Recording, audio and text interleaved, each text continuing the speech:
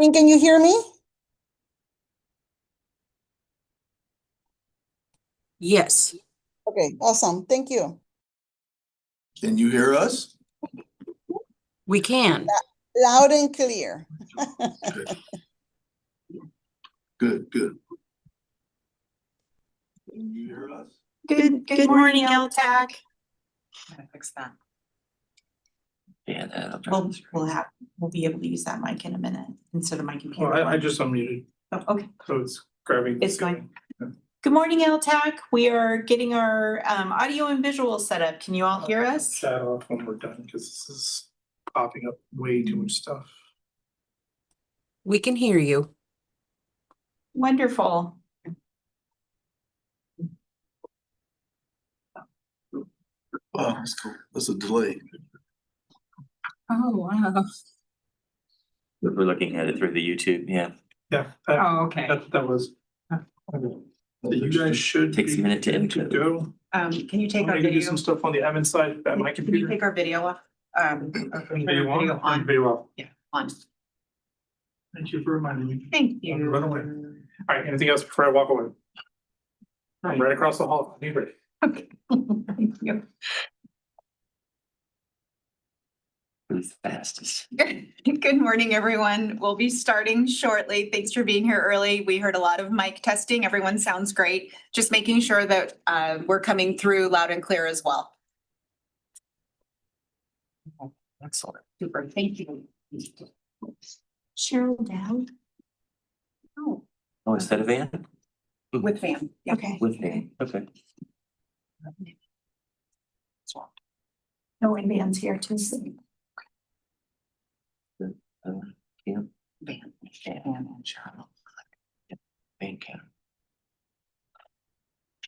We're gonna have Van on Cam and then Cam on Van later. We get to turn.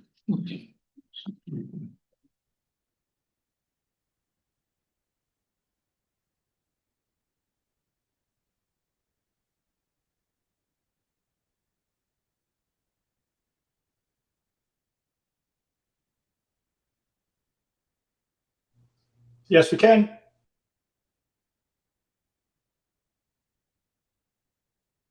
That just information or somebody checking them. I can hear you as well. Good morning, everyone. Good morning.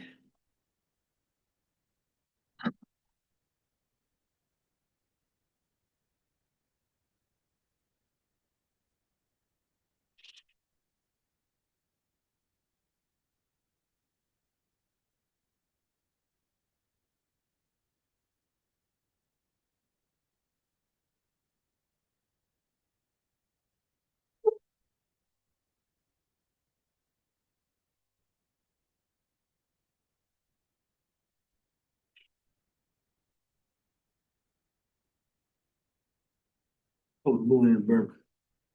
Great. Yeah, I haven't done them. They're often. It's been a little while.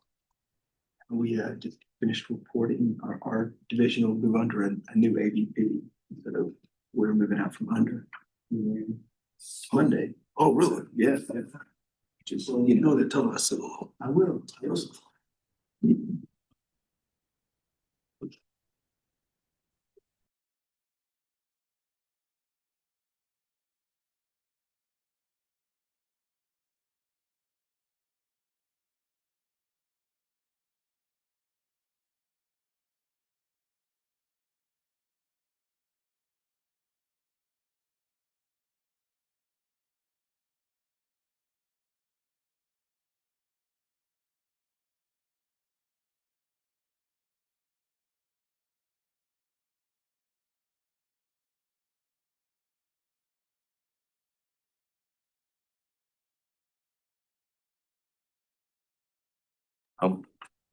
And now you can hear me. Good morning, everyone. Welcome to our second meeting of LTAC for this membership year. Glad to see everyone. Can everybody, first of all, hear me okay? We did mic test. It seemed like it was good. Excellent, Yes. excellent. Well, welcome. As customary, we will give our reminder about the Open Meetings Act and the protocol for virtual meetings. All members are to maintain quorum must be visible at all times. Members should be seen clearly, so make sure your lighting is good, and facial expressions must be visible. Members should only be off camera during our breaks and or our subcommittee work when we go out into breakout rooms. We do have new members, substitutions, and people who have to leave early. I will review those just so everybody knows what's going on, and we can acknowledge those who that we know have to leave. So first of all, Kimberly Connor is sitting in for Ashley Dawkins. So we welcome you, appreciate you being here. You, of course, are not official members, so you won't count towards quorum, but very happy that you're here and welcome to participate. Janet Camps, I have that you have to leave by noon. Pat Abrego by 1 p.m. Erasmus is not here today. And we have a new replacement for our longtime member Pam Morgan, and that's Danielle McAfee from Midwestern State. She's the Director of Online Education there. Welcome, Danielle. Nice to see you. And anybody else that, and maybe you even told me, Luke, did you have a hard stop earlier than, is that noon or 1? Yes, sir. About 12:15. Okay, 12:15. Very good. All right. At this point, I will turn it over to Dr. Andrew Lofters to take our role at least one more time. Andrew's duties are such that he is not going to be included in our meetings anymore. So we will certainly miss him, and I'm sure we'll have to route questions to him in his absence. But Andrew, it's gosh, how long have you served on this? 13 years, I believe. Yeah, at least. Yeah. Yeah, I mean, 13 years. it seems I've been involved since 2009, and it seems like you've always been here. So yeah, it's going to be weird. I mean, we know we've got capable hands over here, but You're in good hands. yeah, we greatly appreciate your service, and you'll be missed here. Yes. I appreciate it. Thank you. I learned a lot from coming from the only distance that experience I had was watching a video at home and taking a test. And that was it. Come a long way, baby. Yeah. I come a long way. I've come a long way. And I appreciate the committee very, very much. But let's get to attendance. I'll call your name, and some of you already have you down, but I'm gonna call your name. Please say if you're present. I know Erasmus is out. Janae Higgins. Here. And I also have a hard out at noon. Sorry. Gotcha. Noted. Thanks. Alicia Lloyd. Here. Luke Dowden. I'm here. Catherine Howard.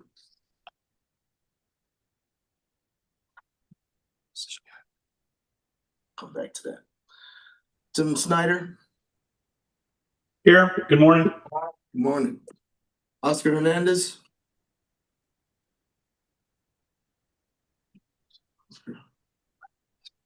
Janet Camps. I'm present. You. Nikki Whiteside. Here. Sarah Lee. I see you. Present. Pat Abrigo. Here. And we already welcomed Kimberly Connor. Welcome. Danielle McAfee. Here. And welcome. Ruth Chisholm. Present. Michelle Giles. Here. Linda Murphy. Here. Scott is present with us. And John Jasperson. I'm present. Patrick, I have to step away from 10 to 10:30 for a different meeting. All right, 10:30. And Sean, that was just stepping away from 10 to 10:30, and then you'll be back. Yes, that's correct. Okay. Wade Redmond. Here. Aaron McGaugh. Here. And Robin Poston. Here. Thank you. Patrick, we have quorum, and you are ready to go. All right, ready for flight. Thank you very much, Andrew. Appreciate you. All right, our next item of business is to consider our approval of our summary notes from our meeting on November 21st. It's been a few minutes since we've met.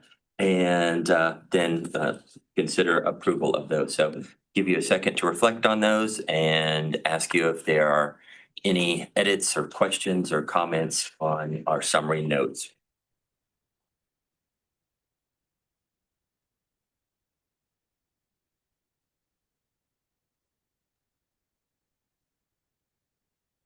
All right, is there a motion to approve?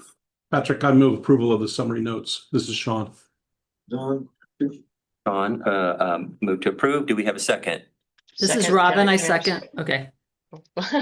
Yeah, and if you would, please, it's easier for us because we've got a screen full of faces here. You would say your name when you approve or make a motion, et cetera. So Robin, I think you are our second. And with that, any further discussion?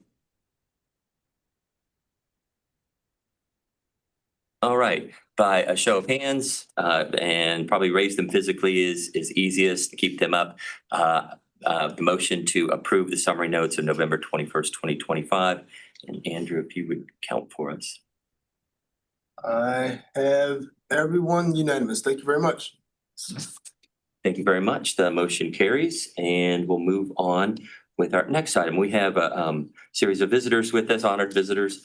And the first of those is Dr. Van Davis, and I believe Cheryl Dowd is with us also. So we are fortunate to have two representatives from WCET that are keenly involved in policy analysis, discussion, advocacy, and we welcome them to talk about Department of Education activities, which are always dynamic. Let's say that. So, Dr. Davis, welcome. Thank you, Dr. Flush, and dynamic is a good way of saying it. I have my colleague Cheryl Dowd with me here today. Cheryl is the director of the State Authorization Network, which is a part of WCET. Many of your institutions are a part of both WCET and SAM. Dan, pardon me for interrupting. Your volume is a little bit low. And it may be in the room, but Try those as well. Can others hear Dr. Davis well? It's okay? Okay, we're gonna adjust the audio in our room then. So please continue.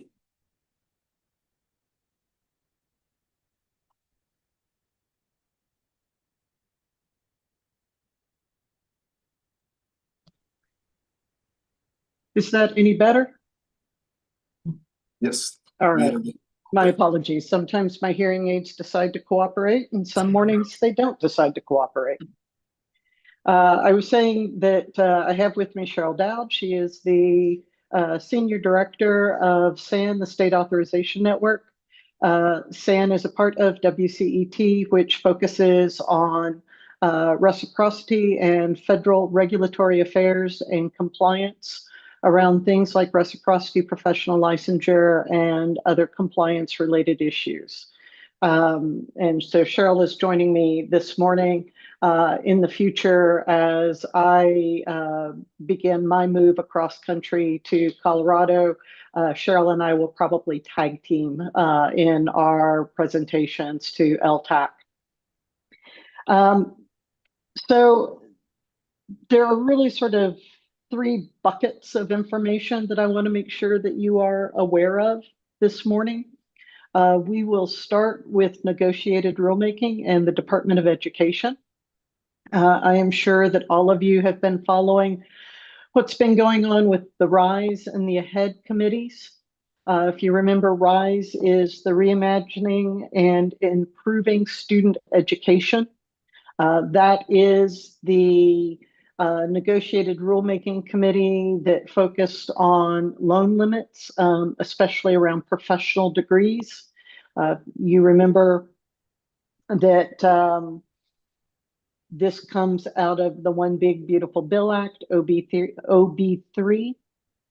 And basically what it said was there would be loan limits of $200,000 for professional degrees, and professional degrees was very narrowly defined as pharmacy, dentistry, medicine, osteopathic medicine, law, optometry, podiatry, veterinary medicine, chiropractic medicine, theology, and clinical psychology.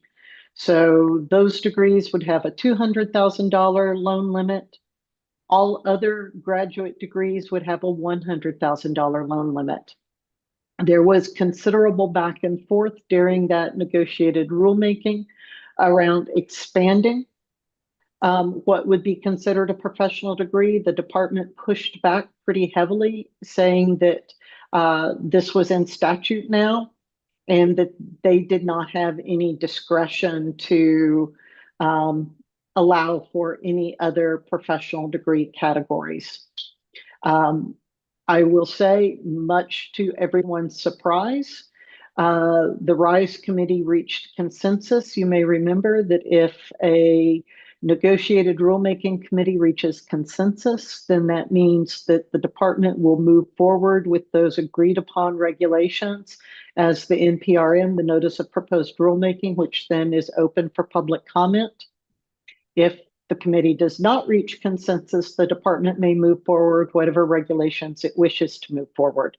RISE reached consensus, and I will be very honest, I think that surprised most of us. It is currently in the 30-day public comment period. That 30-day public comment period actually ends on March 2nd, so there is still time for you to submit a public comment should you be interested in doing so. I actually went on to the federal site yesterday because I was curious to see how many public comments had been received. And as of yesterday, 46,485 public comments have been received. My guess is that the overwhelming majority of those are about what constitutes a professional degree versus what doesn't constitute a professional degree. There's also several pieces of legislation that have been introduced in Congress that would expand that definition of a professional degree to include areas such as nursing, audiology, physical therapy, occupational therapy, social work, public health, education, special education, and a few other areas. So far, that legislation hasn't gone anywhere, but do know that there are several pieces of legislation that have been introduced that would expand this definition. So again, you've got until March 2nd to submit your public comment. Just as a reminder, the process is the department releases the NPRM, the Notice of Proposed Rulemaking, for public comment. Public comment tends to last 30 days. The department is supposed to respond to each of those public comments before it issues the final rule. So the department's going to have a lot of public comments to respond to. The clock is ticking. Because this is a part of OB3, Congress actually put into statute that the rule has to go effect July 1st of 2026. So that's RISE. The second negotiated rulemaking that was recently completed is AHEAD. AHEAD stands for, if you remember, the Accountability in Higher Education and Access Through Demand-Driven Workforce Pell. There were two main areas of regulations that were addressed in AHEAD.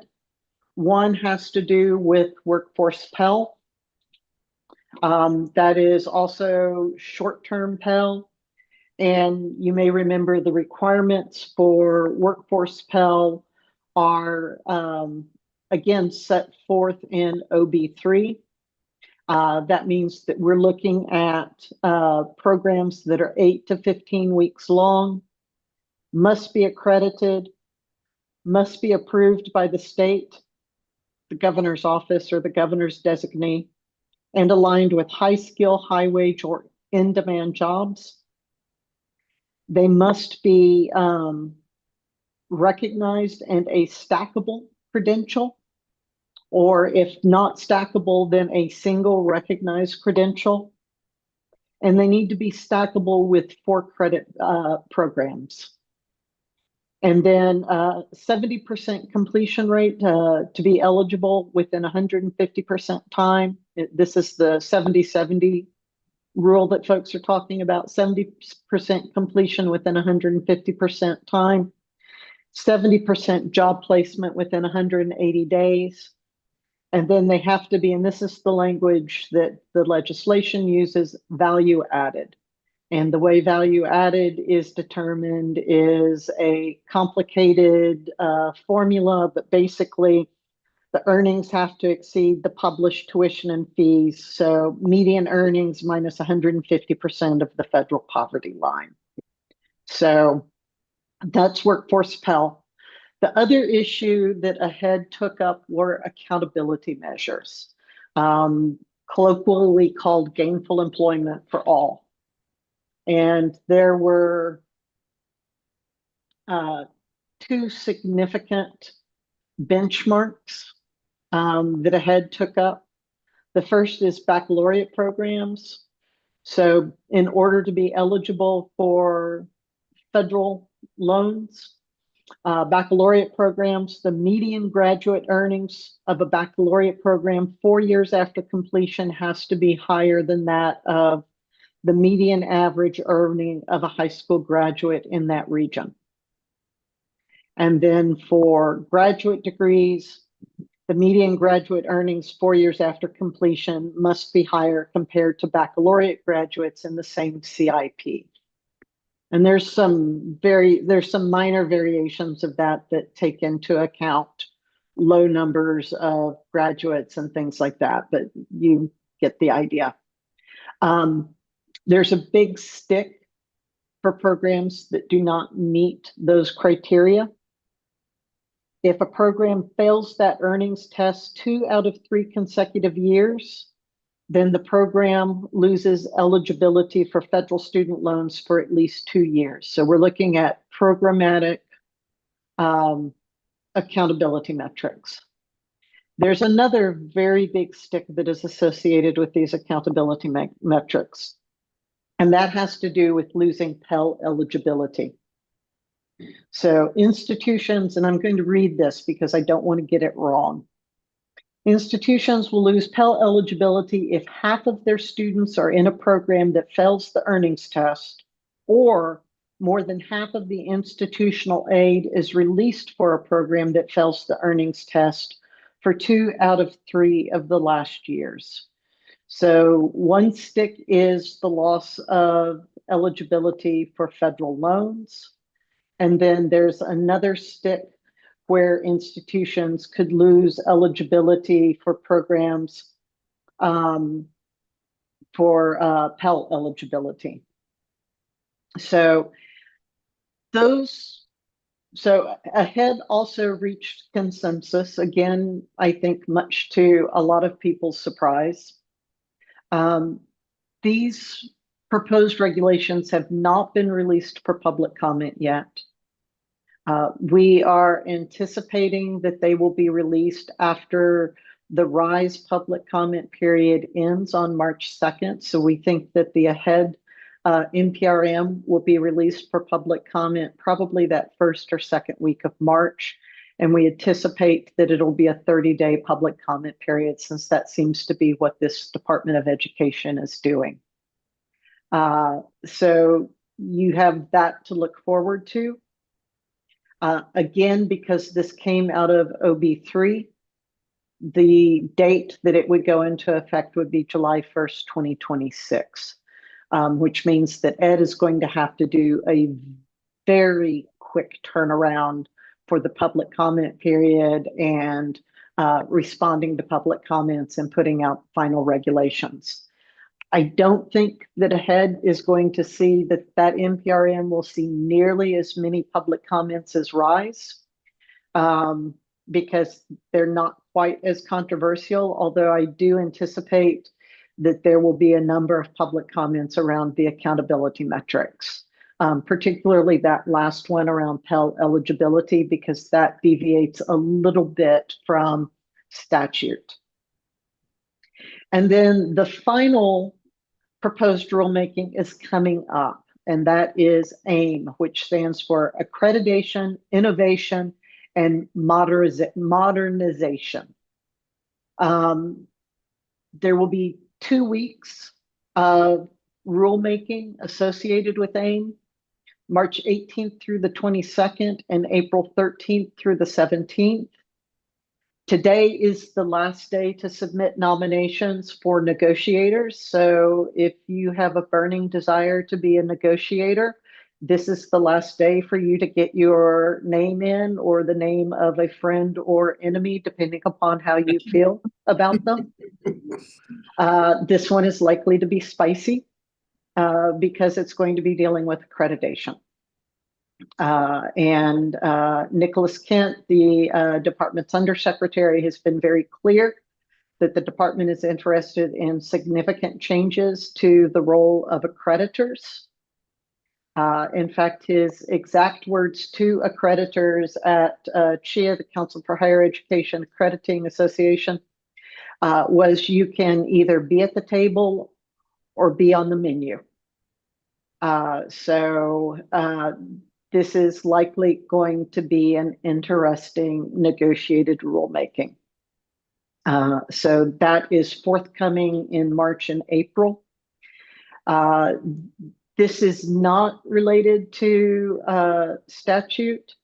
So we don't know if we're looking at a July 1st, 2026 implementation or a July 1st, 2027 implementation.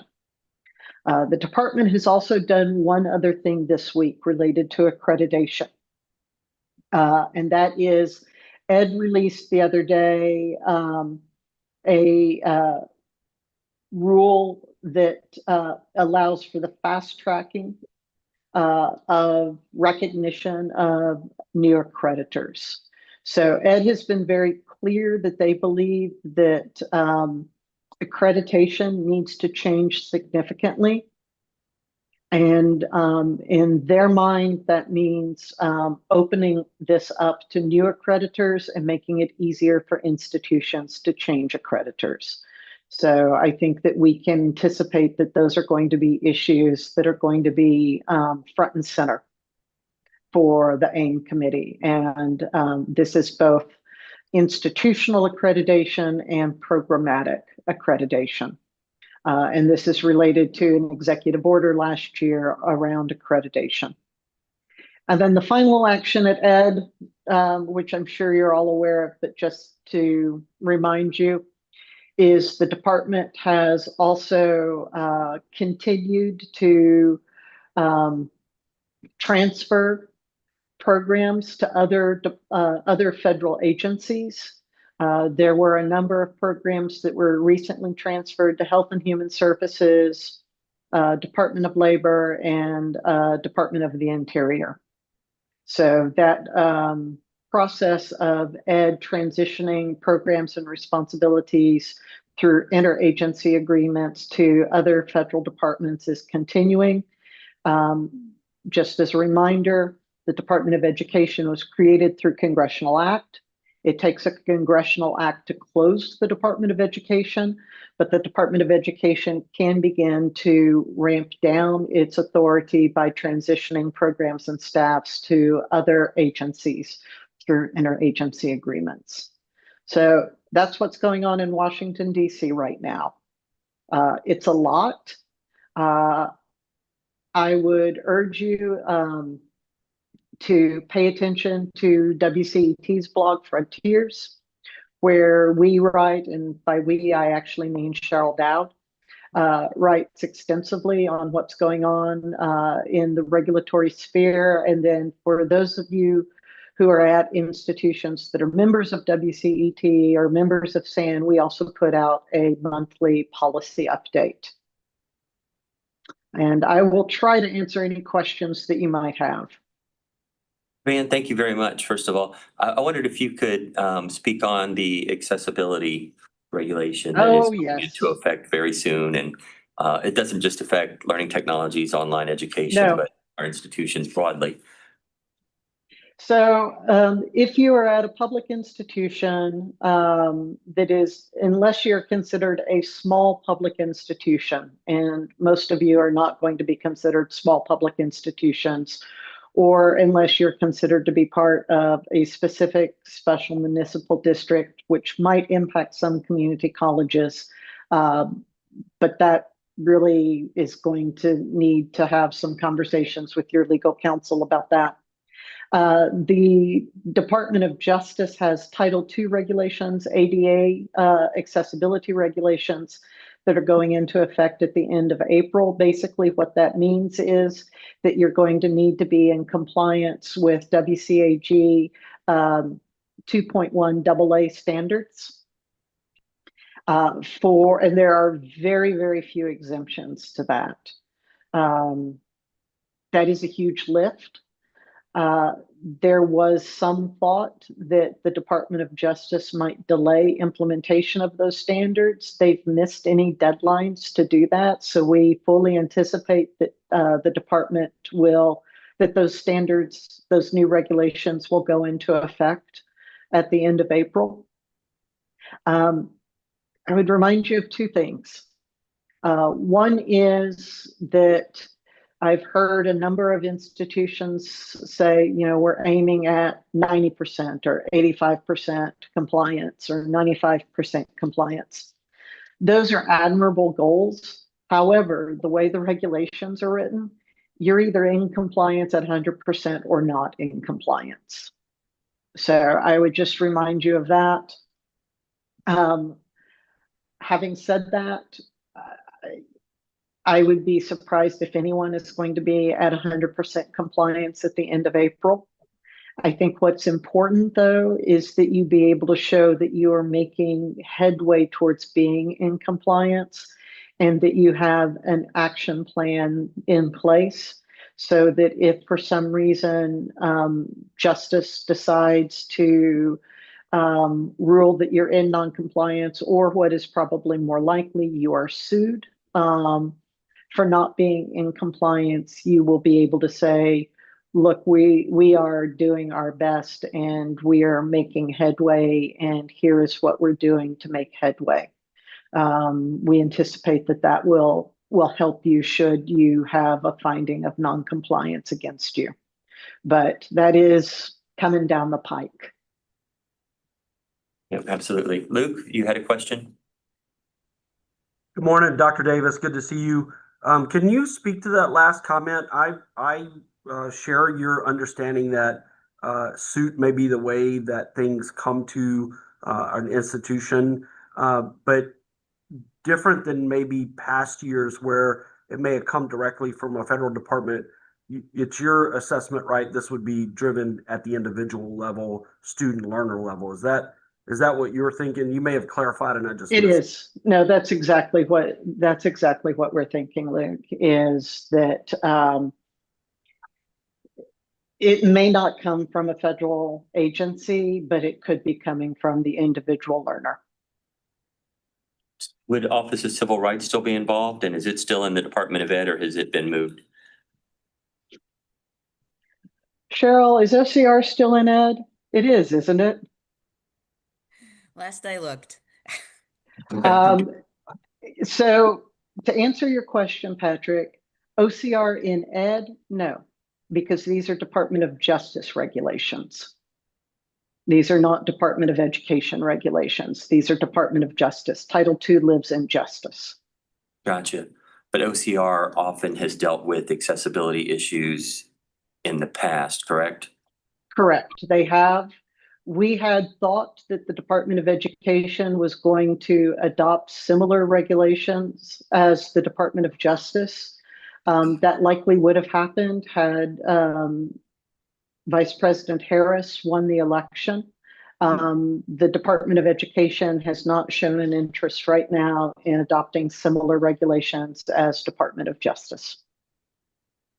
But enforcement will be basically in the courts, correct? That's By what we individual believe. litigation and not represented by an agency. That's interesting. Yeah. And as I understand it, the WCAG standard is a very high bar, including narrative audio descriptions for videos, not Correct. just transcript and closed captioning. So I think, yeah, the likelihood of anybody ever achieving 100% is unlikely. So it's really about how much exposure you have and do you have a plan to demonstrate that you're trying to serve the students and meet the requirements of the law in the very best ways possible.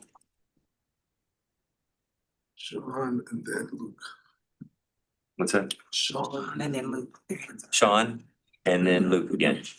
So I have one comment about this topic and then a question about a different topic once we finish kind of this accessibility. Dr. Davis, your comment was potentially suits coming from learners, but my understanding is that a suit does not necessarily, whoever brings suit does not necessarily have to demonstrate that they are a learner. It could be any party who claims that your content is not accessible. Is that accurate? That is correct. Nope, Okay. that is very accurate. Okay, thank you. And there have been in the past some law firms that have specialized in these sorts of lawsuits. Right, I'm aware of that. Even right, very similar sorts of things on the broader ADA from like physical capacities as well. Okay, and I'll hold back for a second if Luke and Ruth have questions more about accessibility because I want to talk a little bit about ahead. Luke, Mine and is then about Pell. I can hold. Mine is about Pell. I have an accessibility comment, and it actually dovetails wonderfully, Sean, from your comment.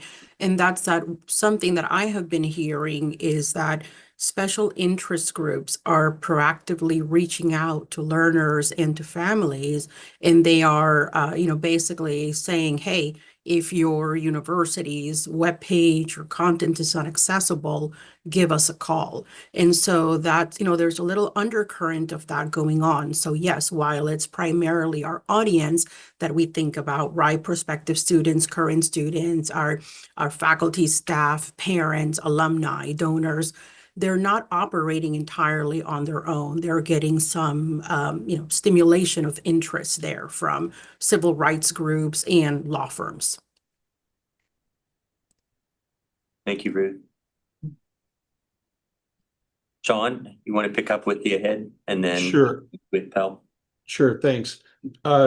Just about the ahead, you talked about the earnings metrics. What's the data that is being used to make those comparisons of median salaries? Is that a self-report from an institution, or is that data collected separately? It is, and Cheryl, help me out here because you've looked at this more closely than I have. It would be using federal data and state data. Is that your understanding as well, Cheryl? State data, then federal data, depending on if it's something that is across, especially when it has to do with graduate programs and having to look at a larger set of data, especially related to distance education. Thank you. And to follow up on that, is there, you mentioned that with those earning comparisons, it's 4 years after graduation that they make the comparison, and this goes into effect in 2027. Does that mean the first time that assessment will be made would be 3031, or is it retroactively looking at existing cohorts and assuming that data is available, and will it be benchmarked against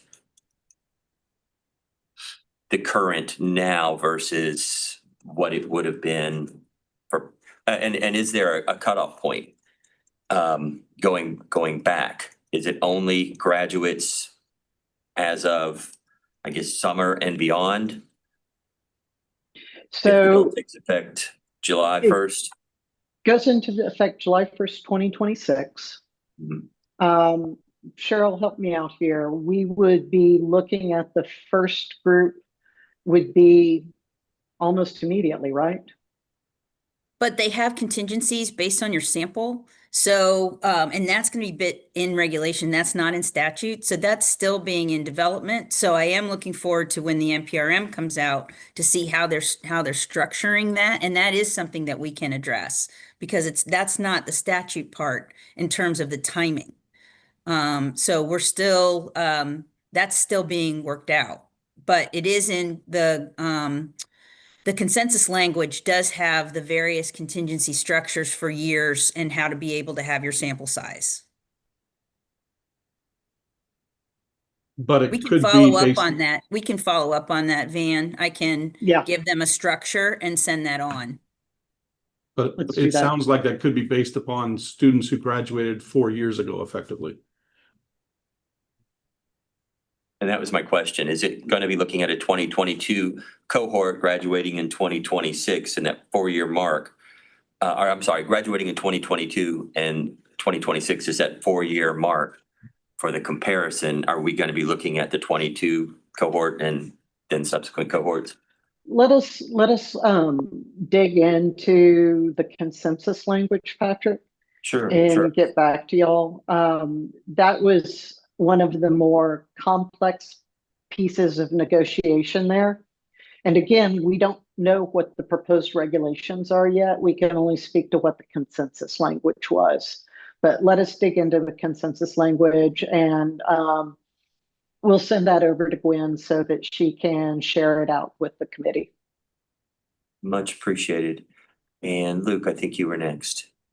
Just a final comment on the earnings. We all need to keep an eye on if our state decides how to define that not as regional, but as statewide. So we're watching what our state may do. So I just would encourage you all. I know what Dr. Davis read, not disputing that, but that's something that we're keeping our eye on. I wanted to switch to conversational Pell Grants. 2 weeks ago, Inside Higher Ed reported that there's almost a $5.5 billion shortfall for this fiscal year. And again, I know that's 2 weeks old, so a lot has changed or could have changed. But I'm wondering if y'all have any update on Pell Grants and the solvency really of those going forward, because it only grows in FY27. There is significant shortfall for Pell. And that's before we take into consideration Pell for short-term and workforce programs. And Congress has not addressed that yet. There are hopes that Congress will address it, but it hasn't been addressed yet. So that is troubling. And it is something that we all need to keep an eye on because that could begin to impact us as early as next year. If unaddressed, what happens? If unaddressed, then the amount of Pell that is dispersed will begin to drop. And students will not receive full Pell.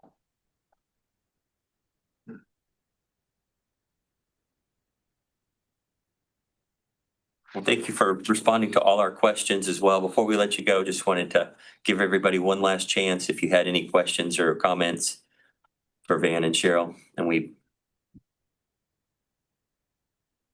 I'm not seeing any hands right now. So thank you all so much for joining us on a regular basis. I think we are privileged to have you be a part. I feel like you're a part of our advisory committee and bring us great information and it results in great conversation as well every time. So thank you for your time this morning. And we look forward to seeing you again in June and probably have some more changes to discuss by then, given how quickly all of this moves and the fact that both negotiated rulemakings will be completed by then. Or I anticipate ahead would be as well as RISE. So again, thank you very much. Yeah. Happy to help out. And as always, if you have any questions in the interim, Gwen and Patrick know how to find Cheryl and I. We're always happy to try to do our best to answer your questions. And if we don't know the answer, we can at least try to point you in the direction of where you might find one. So take care. Thank you so much. Deeply appreciate you. Yes. Yep. All right. So we are going to, and we may address this in the future differently, just having it in the agenda in this order, but we're going to move up our agency staff members from different agencies actually. And so we're going to have John Wyatt and then Tina Jackson and then Cam Mayart in that order. So John, if you would bring us up to date on what's going on with legislative action and implementation, and welcome. Good morning. Thank you all for having me. Again, John Wyatt. I'm Senior Director for Government Relations at the Coordinating Board. So I'll provide a brief update on where things stand with the Texas Legislature. So as you may be aware, we are currently in what's called the legislative interim. So the Texas Legislature meets in January of every odd-numbered year. And constitutionally, they meet in that regular session for 5 months. So the last session adjourned end of May last year. They will meet again in January of 27. So right now we're kind of smack in the middle of that interim period. And as you're probably also aware, we are currently in primary season. So we're currently in early voting for party primaries. Voting day for primaries is on Tuesday. So right now, legislators are very focused on their primaries. So that's kind of drawing all of their attention. So really not a lot happening with the legislature right now.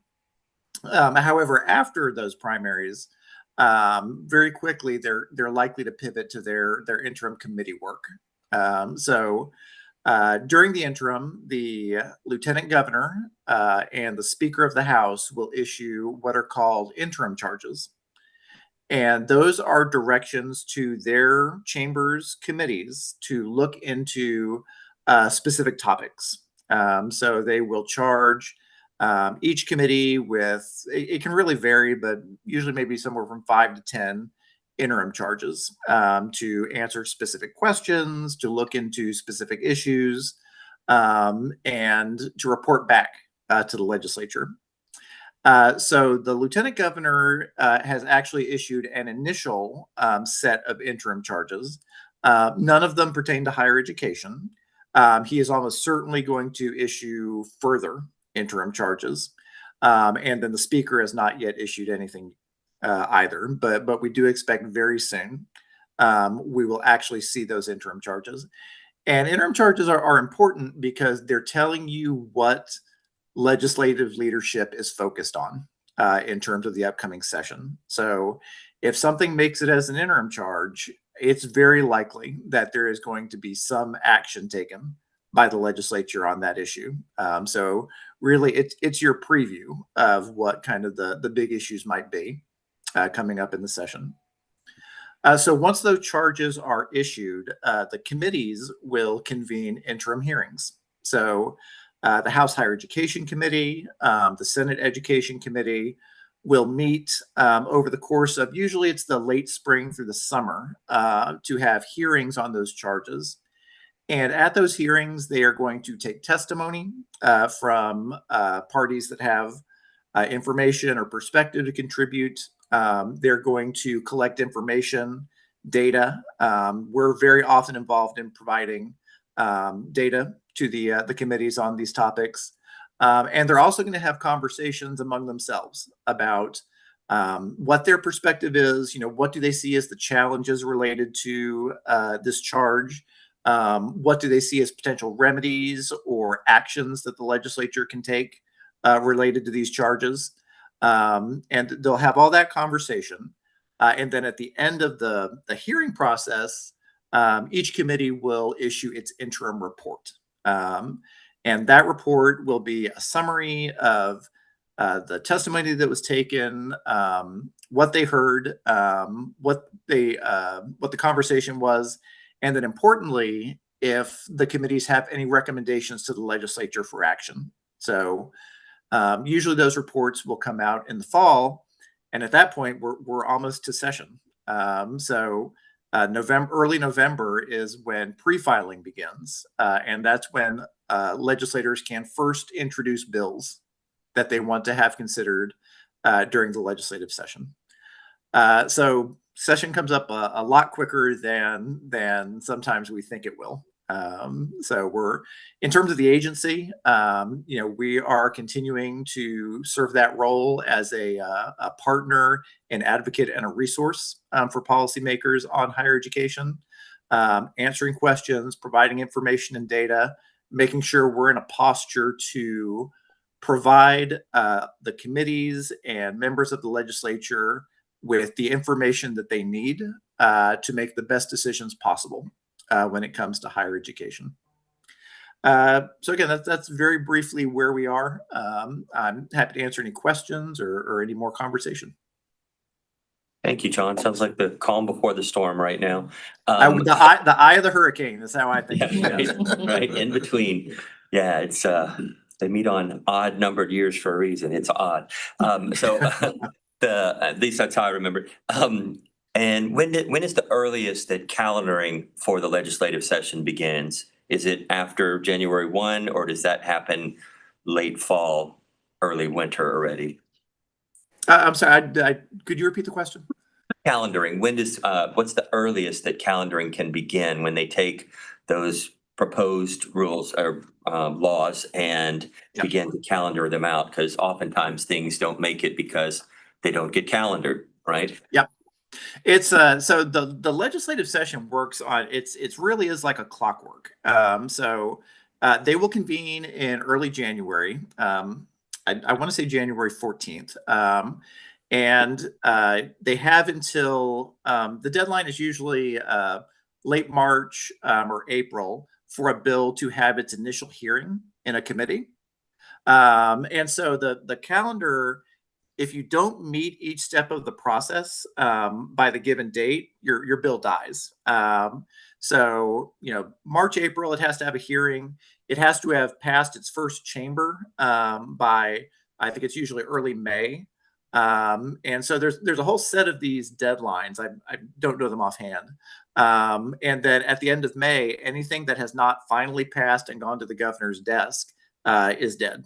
So, one of the things that is very important for legislators is to get their bills moving early, to have them heard, to have them considered by their chamber, to get it over to the other chamber, had it heard in that committee, so that they can make it to the finish line. And is it possible that if there is a bill that does not have its first hearing, doesn't meet one of the deadlines, like being heard by the first chamber, can it be added to a bill that has moved forward through those processes right up until virtually the end? Like that deal Absolutely. Yeah. Absolutely. There are the rules, and then there are the ways to get around the rules. And certainly it's possible if another bill is moving along, and this is very common, legislators who see that their bill is dying will try to get it attached as an amendment, or maybe some portion of their bill attached as an amendment to that bill that does have legs. So that's a very common way for legislators to try to get their legislation through the process. Well, you didn't sing for us, John, but I feel like there's a great civics lesson, and the Schoolhouse Rock. You covered it all, so I appreciate that so much. Thanks for being patient with my questions. Yeah, and does anybody else have questions or comments for John? All right. Well, we appreciate you so much, and hope that you will join us again at our June meeting, and maybe things will start to be stirring then. But again, thank you, and we will see you next time. I appreciate y'all. Have a great day. Take care. John.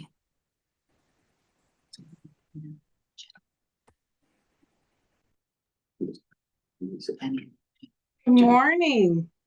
Good morning. Hey, sorry, you are next, Tina. We were just straightening it out and making sure we're doing some other changes here.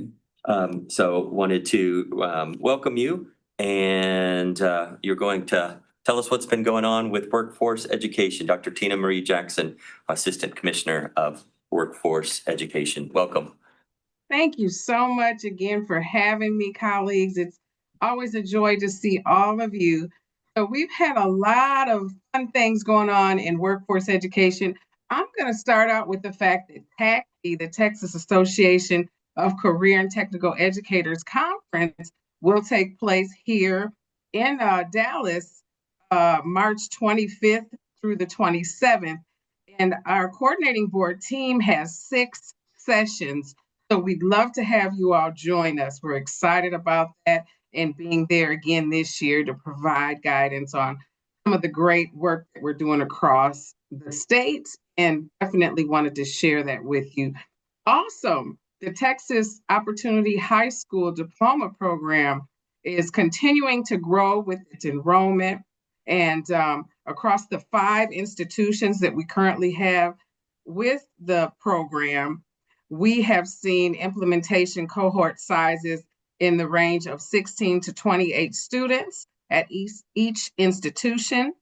San Jacinto held their first inaugural graduation on January 29th, where 13 students were recognized for their lifelong changing achievement. And for those of you who aren't familiar with the program, these are adult learners who did not get their high school diplomas, and they also are getting a credential of value, so they're able to go right into a high demand field.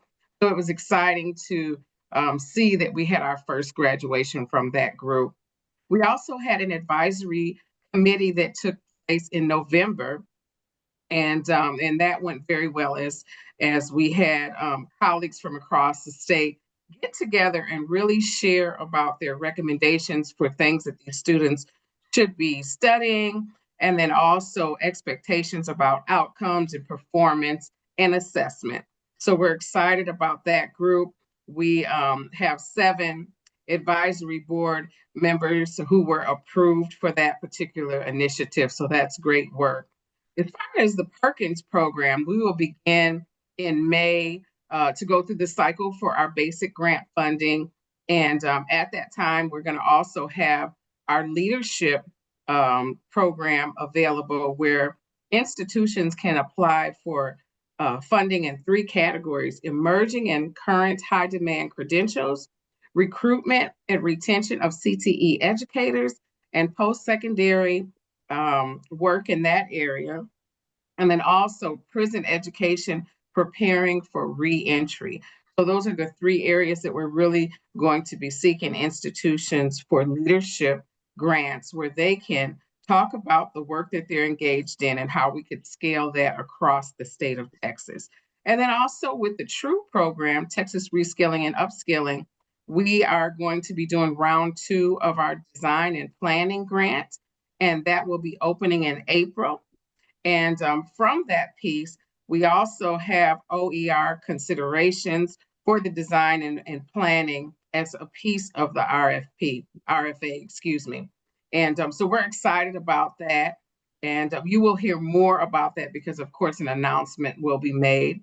And then as part of the TRUE portfolio, we also have a new grant program called TIME, which stands for Texas Invests in Meaningful Employment. And this is opening up in late March. This is a new grant competition focused on recent public institutions of higher learning that have received debt grants to purchase CTE program equipment offerings, and then giving them the time to implement, and the time to work on instruction, and the time to work on training in those high value occupation areas. So those are some of the things that we're working on. And it is just always great to see you all. And if you have any questions, I'd be happy to answer them. You've got a lot going on, Tina. Thank you for sharing that with us. Yeah.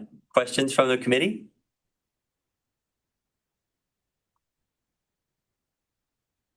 I hate not to have any questions, so I have one.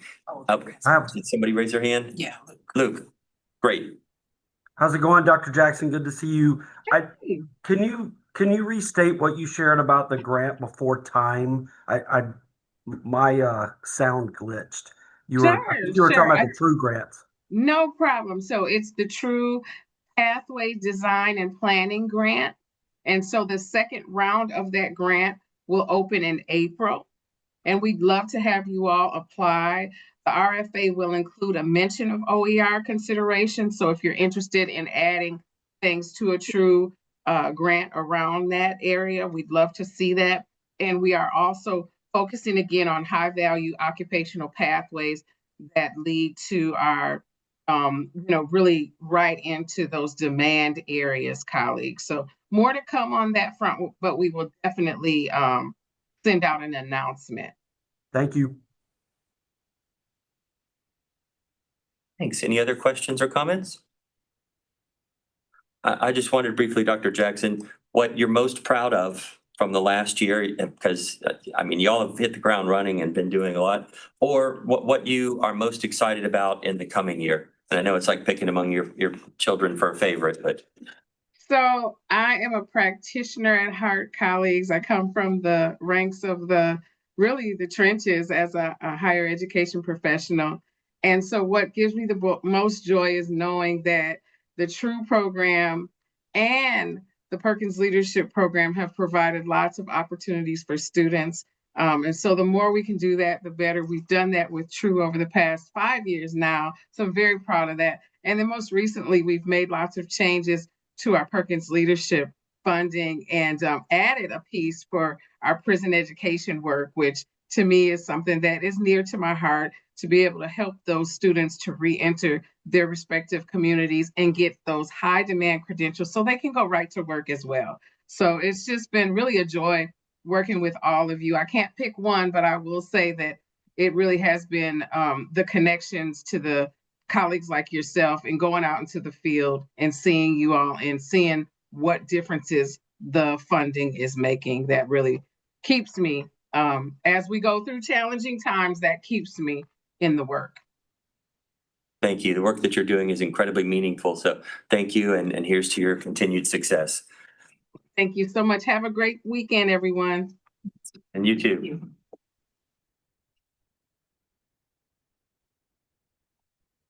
All right, next we have Cam Mayart. Sorry. I hope I didn't get you excited, Cam. Hold on. Yeah, we've got Jenny Holscher from Texas DIR to and thank you for joining us again. We appreciate it. And talking about AI in higher education. So welcome, Jenny. Yeah, thank you so much for having me again. I appreciate the opportunity to come and share. I feel like DIR is we're just all things AI at the moment. So I appreciate you all giving me the chance to give you an update based on what we talked about at the last meeting. So I think that the main point I wanted to emphasize is I think I talked about the HB 3512 training requirement that was enacted in the past legislative session. We were sort of starting to roll that program out when we met last time.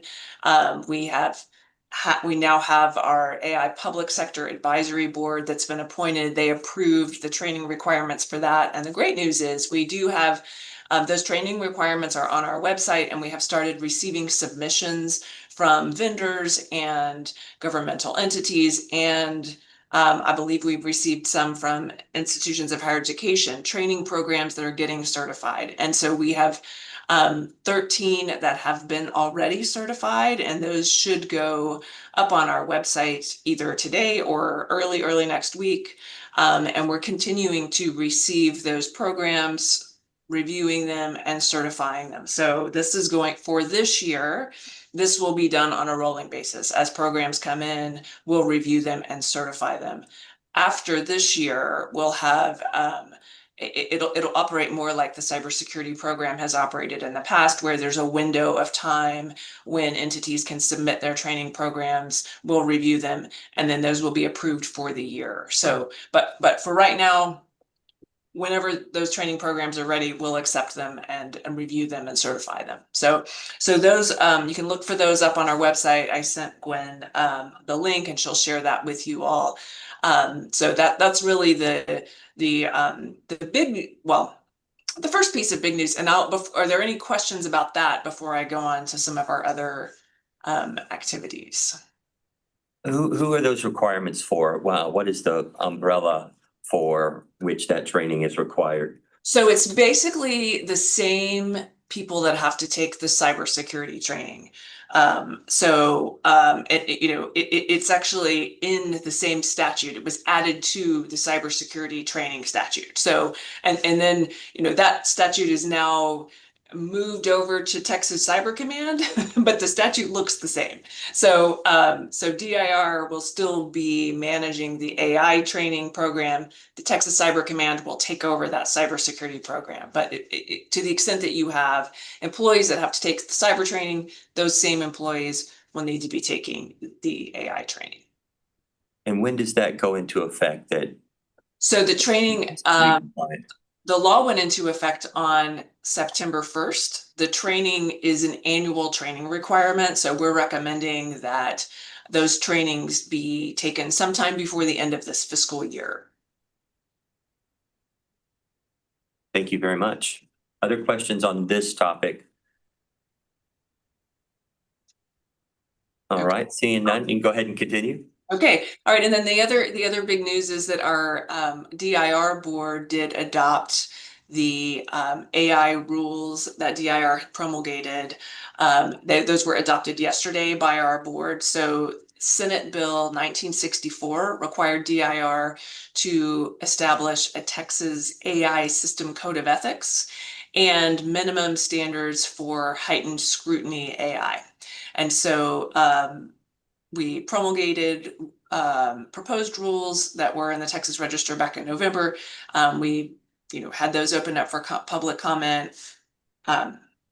And then those were adopted by our board yesterday. So those will be published in the text. We sent them to the Secretary of State yesterday. Those will be published within probably next Friday, though no guarantees. And then I shouldn't say next Friday, 2 Fridays from now. And then they'll be effective 20 days after the date they were adopted. So I believe that's March 18th. Fantastic. And who do those apply to? So that applies to all governmental entities in the state, both state agencies, local governments, and institutions of higher education. Okay, thank you. Any questions on that topic? And I'll actually send I'll send a link to Gwen once those are published so that you guys can have those and share those with your group too. That'll be incredibly helpful. It may be the first time some of our representatives are hearing about this. Yeah. I know that's true for me. So, and maybe you mentioned it last time, but I didn't remember that. That was back in November. So again, you've made a lot of progress since the September 1. There's a lot. Yeah, there's so much AI. So many different AI initiatives. And then the last thing I would just mention is that, and this is included, there's a general, we now have an AI section of our website at DIR. And among the many things included in that website, section of our website, is mention of the AI sandboxes that the legislature has directed DIR to create. And so those are really opportunities for state agencies, institutions of higher education to really explore AI within a safe environment. So we will be sharing a lot more information about those, but those really are opportunities for all of you all to share your ideas with us and see if we can work together to find some good opportunities for Texas to be using AI and to test those out before they're deployed. So more information to come on that, but that's definitely another area where we are spending lots of resources and time. So excellent. Is there any usage currently of those sandboxes? And they're still in development. So we're actually we're meeting and developing those out right now. I would expect that the summer realistically is when those will be available to take in customers and really start to utilize. And when I say customers, agencies, we talk about customers in terms of agencies, institutions of higher education, things like that. So I expect the summer is when those will really be available to start really jumping into the sandbox and playing, so to speak. So. And how will those invitations to participate in the sandboxes go out to institutions of higher education, health-related institutions?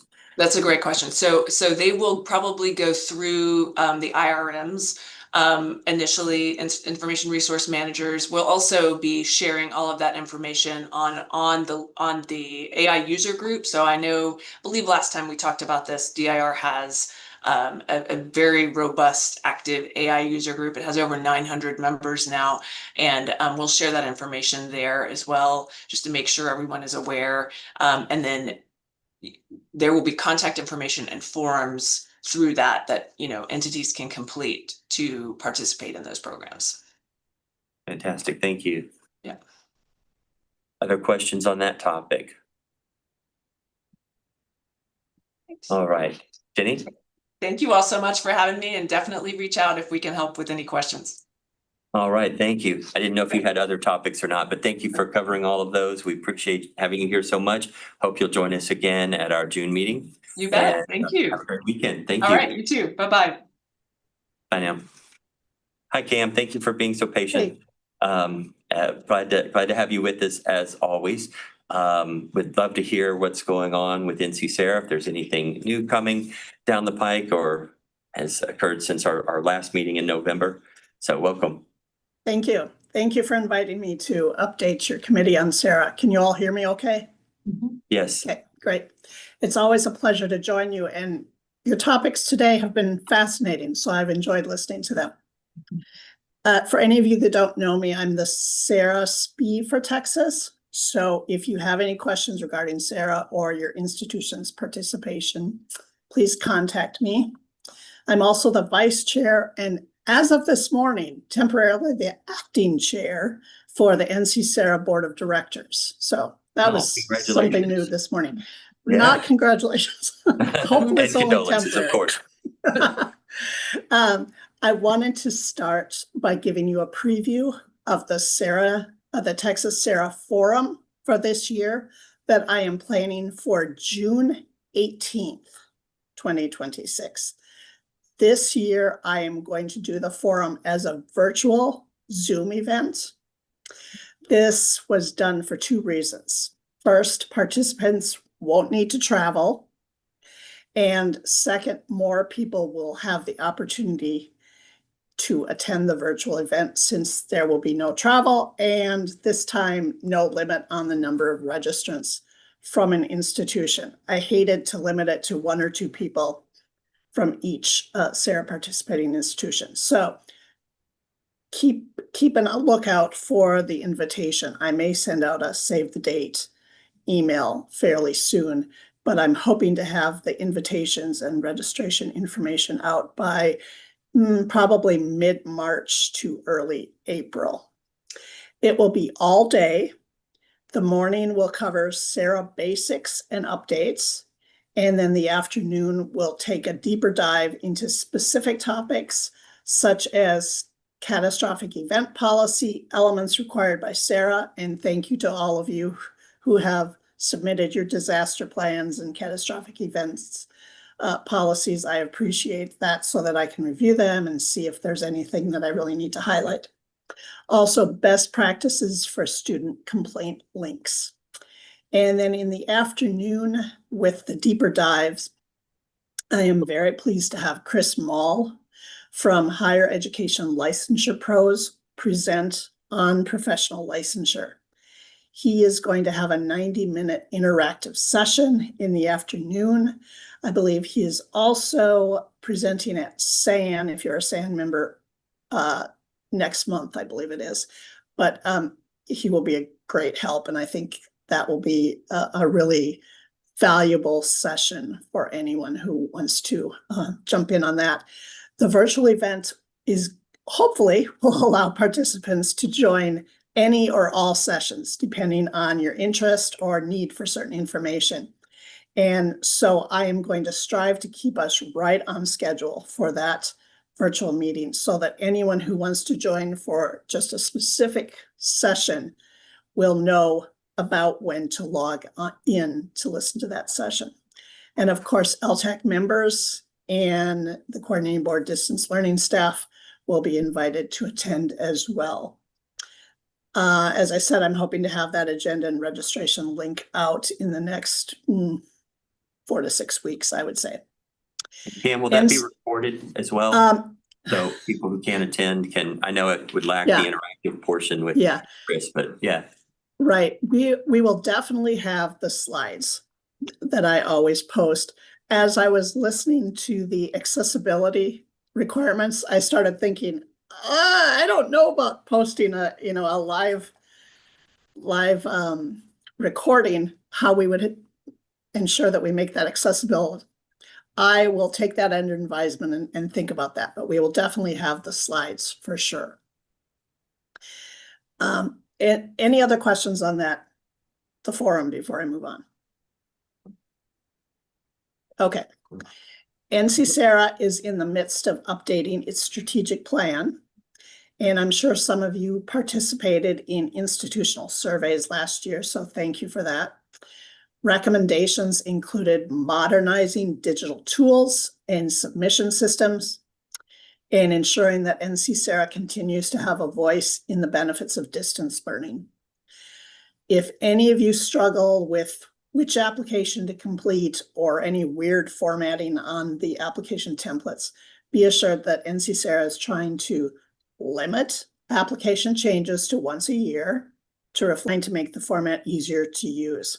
It takes a while to make these changes, so I can't promise you that certain things are going to be changed within the next 6 months, but I think within the next year to 18 months, the applications will get much more easier to enter information, and possibly even, I'm not guaranteeing this, but I think they might even have the ability to pre-fill some information for you, so you don't have to fill things in again and you can just update. But that's my hope that that occurs pretty soon. Data reporting is just around the corner. The annual data submission timeline is May 15th to June 15th.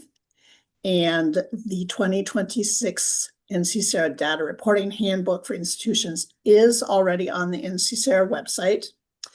You can find that by going to their website and going to Research and Data, and then there's a link to the directions for data reporting.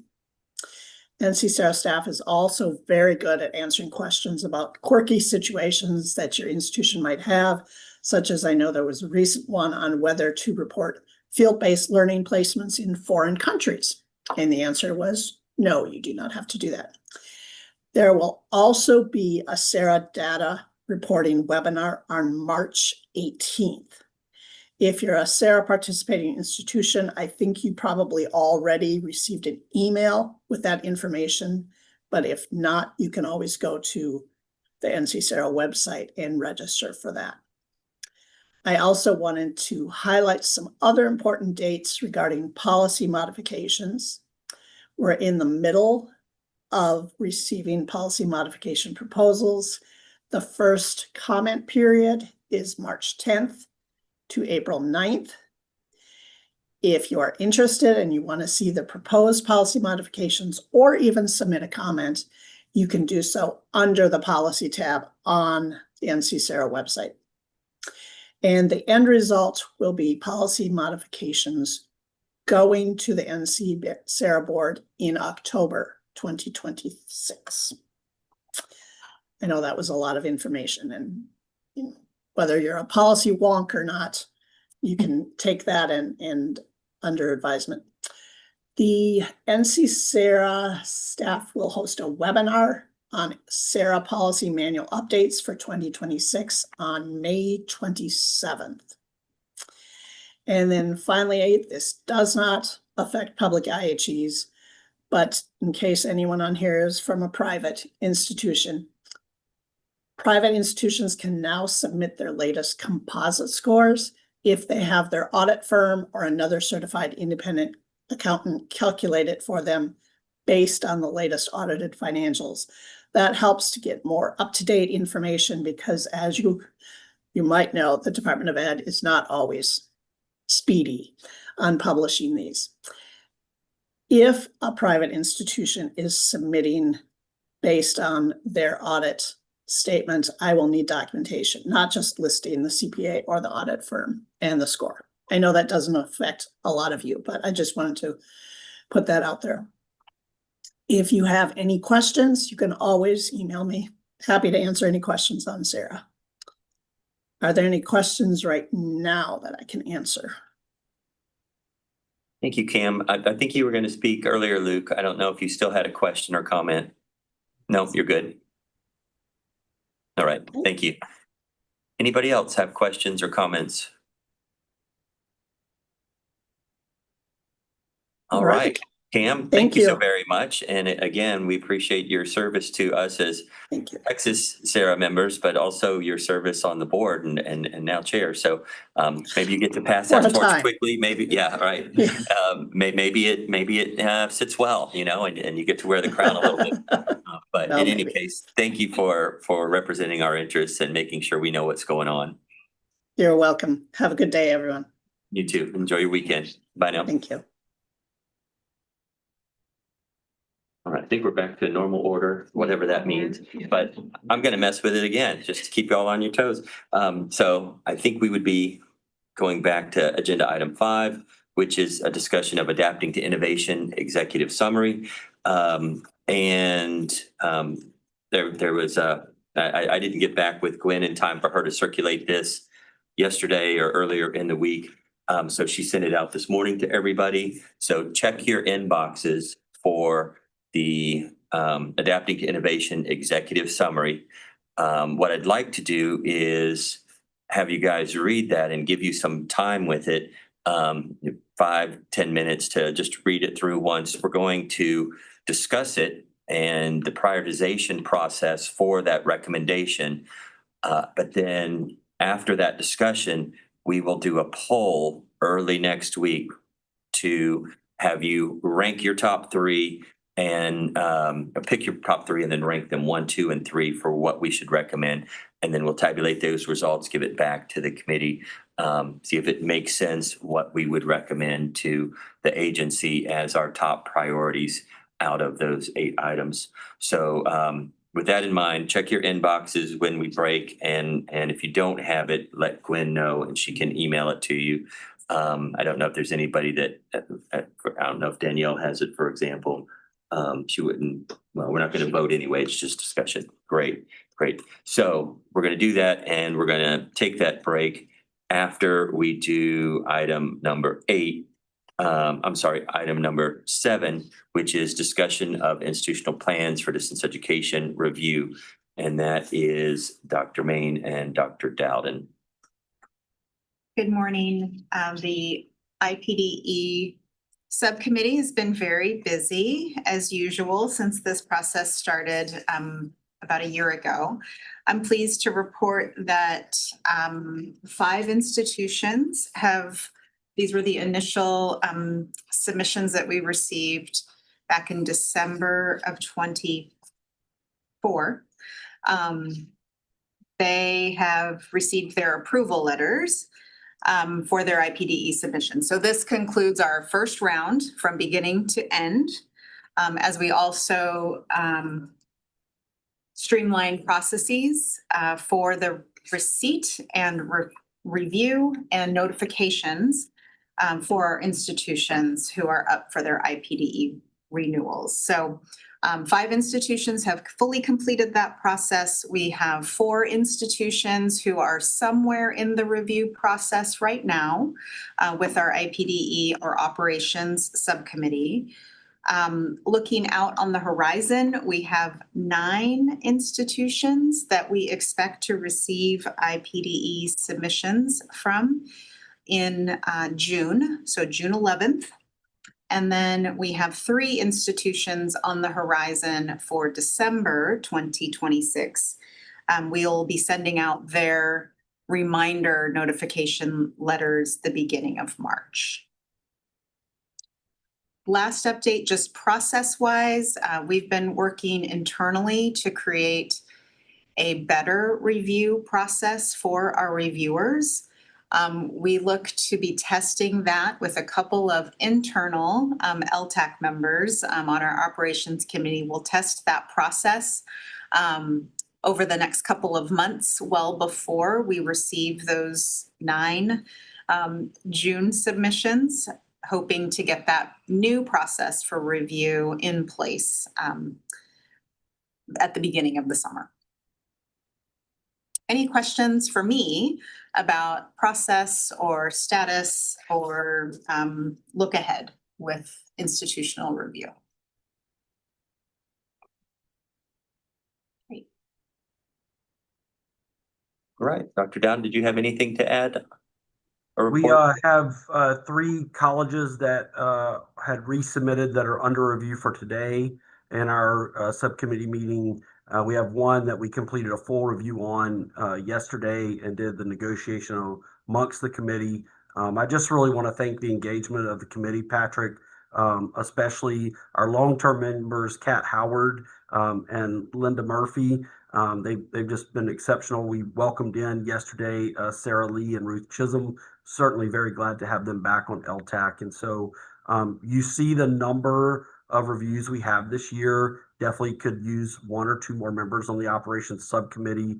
The other thing that we'll be preparing for and discussing is inviting people who are not members of LTAC to be a part of the review committee. This will be our move into that second phase, as our friend Kat Howard reminded us yesterday, that what we were doing in the first year was not intended to last forever.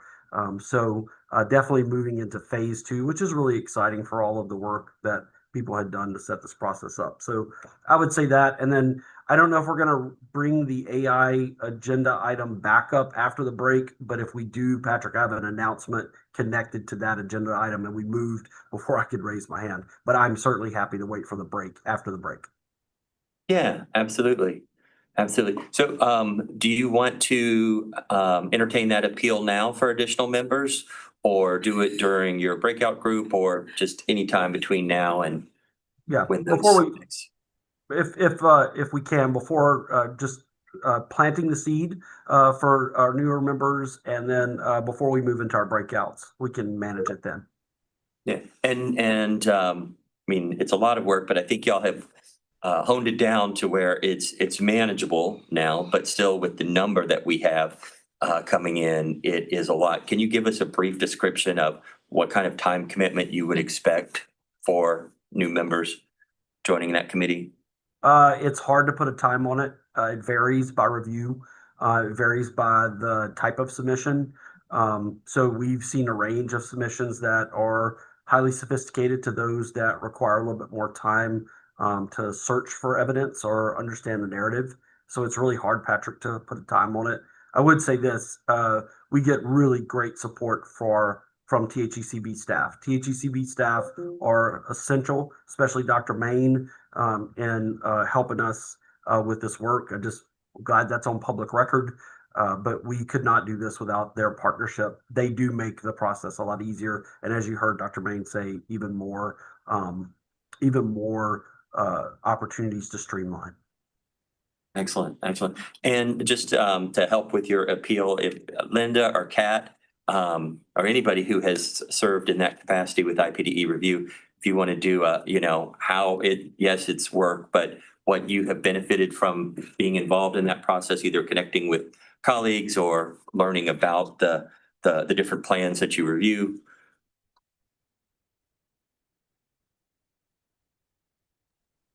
Well, I'll go. Actually, I've learned a lot. Being able to look at what everybody is doing in the state.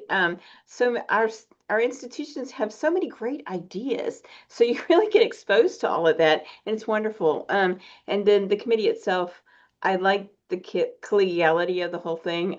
We've been working very hard. We do meet a little more often than maybe other committees, but I find it to be very rewarding. Yes, Thank you, Linda. I completely agree with Linda. And I noticed that as we do more and more reviews, they get easier and faster to do. So hopefully by the time we start turning it over to other people, it'll be, much more structured, so it won't take nearly as much time. I'll Thank echo you. that and Sarah? just say it's an amazing opportunity to look at what some other institutions in the state are doing. We all know that the work of excellence in digital learning and digital education, it's really hard work, and being able to see what some of our colleagues are doing across the state, I found it a very neat process to be able to look at that and make recommendations about their work. So I would highly suggest that it's a great opportunity to just learn more and open your horizons a little bit. Thank you, Sarah. Wonderful commercials, all of you. Luke, you're going to have to choose now, because you're going to have people beating down your door to be in the Cool Kids Club. It's almost like I paid them to say that. Yeah, but I think, yeah, the collegiality and getting to connect with each other and the wealth of ideas you get to explore, I think it's a benefit to those who participate on it. Certainly a benefit to the institutions who get reviewed, get feedback, and get approved, and to clear this bar. So thank you all. Yeah, anything else on that topic, Luke? No, thank you very much. I apologize about delaying the break.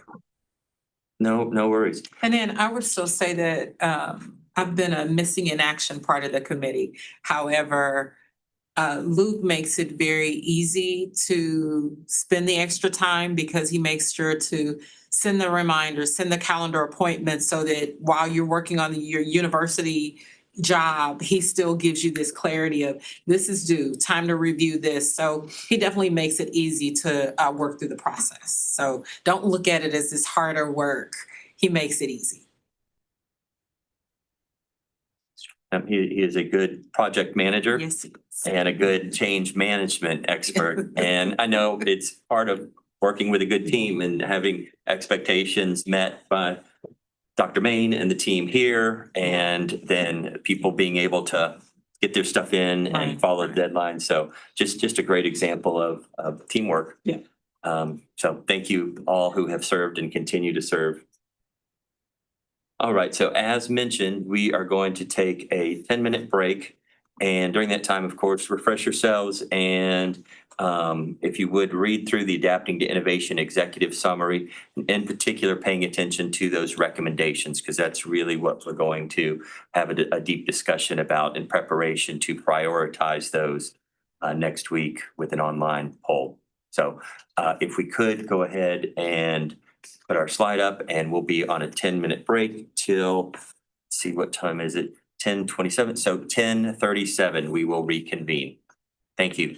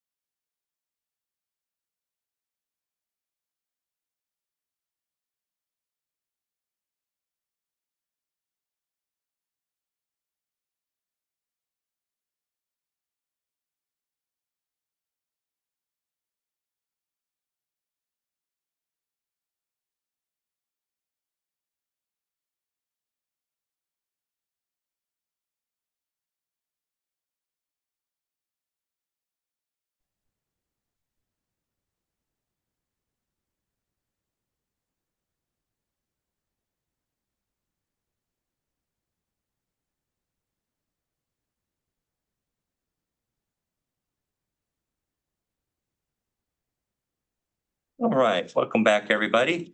We gave you a few more minutes. We rounded off to 10:40, so hopefully you had enough time to read the recommendations and take a quick break. Welcome back. We'll give just another minute. Everybody turn their camera on. It's like we're getting close. Don't see Luke yet, so I know we're not all back yet. He's my bellwether. Okay, Luke's back. And so I know it's hard to keep up with this carousel agenda that we have here as we go backwards and forwards. But we are moving forward now, actually moving back to our discussion of adapting to innovation, executive summary. And before we do that, Luke, I think you had a comment related to AI and wanted to give you that opportunity to bring that up. Yeah, I just wanted to celebrate really quickly statewide collaboration that came to fruition. So over the summer, there were 5 institutions that collaborated on an open OER training, and that was published by our staff at THECB during the digital learning conference that they held. So the Adapting to Innovation Gen AI Strategies for College and University Educators is now fully available for your use on Texas OER. And I didn't see it on the agenda and didn't see it on the notes. So I just wanted to celebrate that. There's a partnership between Austin Community College, San Jacinto College, University of Texas Austin, and UNT for content, along with the Alamo Colleges District that provided content and meshed all of that great work together. And so I just wanted to celebrate that actually being published. That was a lot of work that was done over the summer. Again, staff was a strong facilitator, Marianne Maddox, who I don't see on the call, and Aladia Cantu Lee were a big part of that. So I just want to give a shout out to those institutions and to our partners across the state. And that's available now. So if you were looking for some content to bring into your LMS, make available to your faculty, staff, I think the institutions would highly encourage that. They put a lot of work into it. So that's it, Patrick. I just wanted to do a little press release promo for that resource. Yeah, and I'd like to formally amend the report, the executive summary, to include that benchmark of publishing that that work. That's right. So it should have been here and recognized. I also want to congratulate the team that put together the Digital Learning Summit. They did an amazing job. And I enjoyed participating. We had a closing panel, which was a great discussion and really well attended. I mean, I think we had like 160 people or so at the end of 2 days of programming, which I was really impressed that we had that type of audience. So kudos and congratulations. I know it was an immense amount of work and pressure and technology to coordinate. So thank you for putting that together for us. It was a great resource for us. And I think you had, I know I heard at the time, but like over 30 countries represented. And is that right? Not Am I quite making that that many, up? but Okay. 11. I'm getting fanciful. Yeah. 11. I have that. I have some stats in my update for. Very good. Very good. Well, we'll get to, we'll take the victory lap. But yeah, just It was wanted great. Thank wanted you. to acknowledge that. And AI was a very hot topic as it continues to be in most all of our conferences these days. So getting back to the recommendations and how we'd like to proceed. So I want to give you a little bit of a framework here for what I think we should keep in mind as our decision criteria as we try to narrow these down. And I did consult with ChatGPT on, okay, how do we prioritize these and what makes sense? And recommendation was to have the team of 24 folks vote on the 8 recommendations, like pick 3. All right. So you pick 3 out of the 8 that are your top, and then further you rank them. And this again will be done with the poll next week. So you'll rank them 1, 2, and 3. The first choice would get 3 points, the second choice 2 points, and the third choice 1 point. Then we'll add those up and we'll come up and see which ones rise to the top 3 positions overall. And I had a conversation with my what my wife calls my robot, and I was like, "Well, what about 4? You know, can we pick 4? We've got 8. Seems like." I was like, "No, really, you're just gonna muddy the waters. And 3 really is the right number to prioritize and then rank. The other thing that we might consider, and I'll take feedback on this, is for the one that you rank number one, having like one more response of why that's your number one, what you think the overarching value is of that. So we would then have, if we did that approach, 24 statements about one of the 8 recommendations that you individually ranked as your number one. So not a lot of extra effort, but may give us some good information in addition to pick 3, rank those 3, and then argue for your top one. What's significant about that?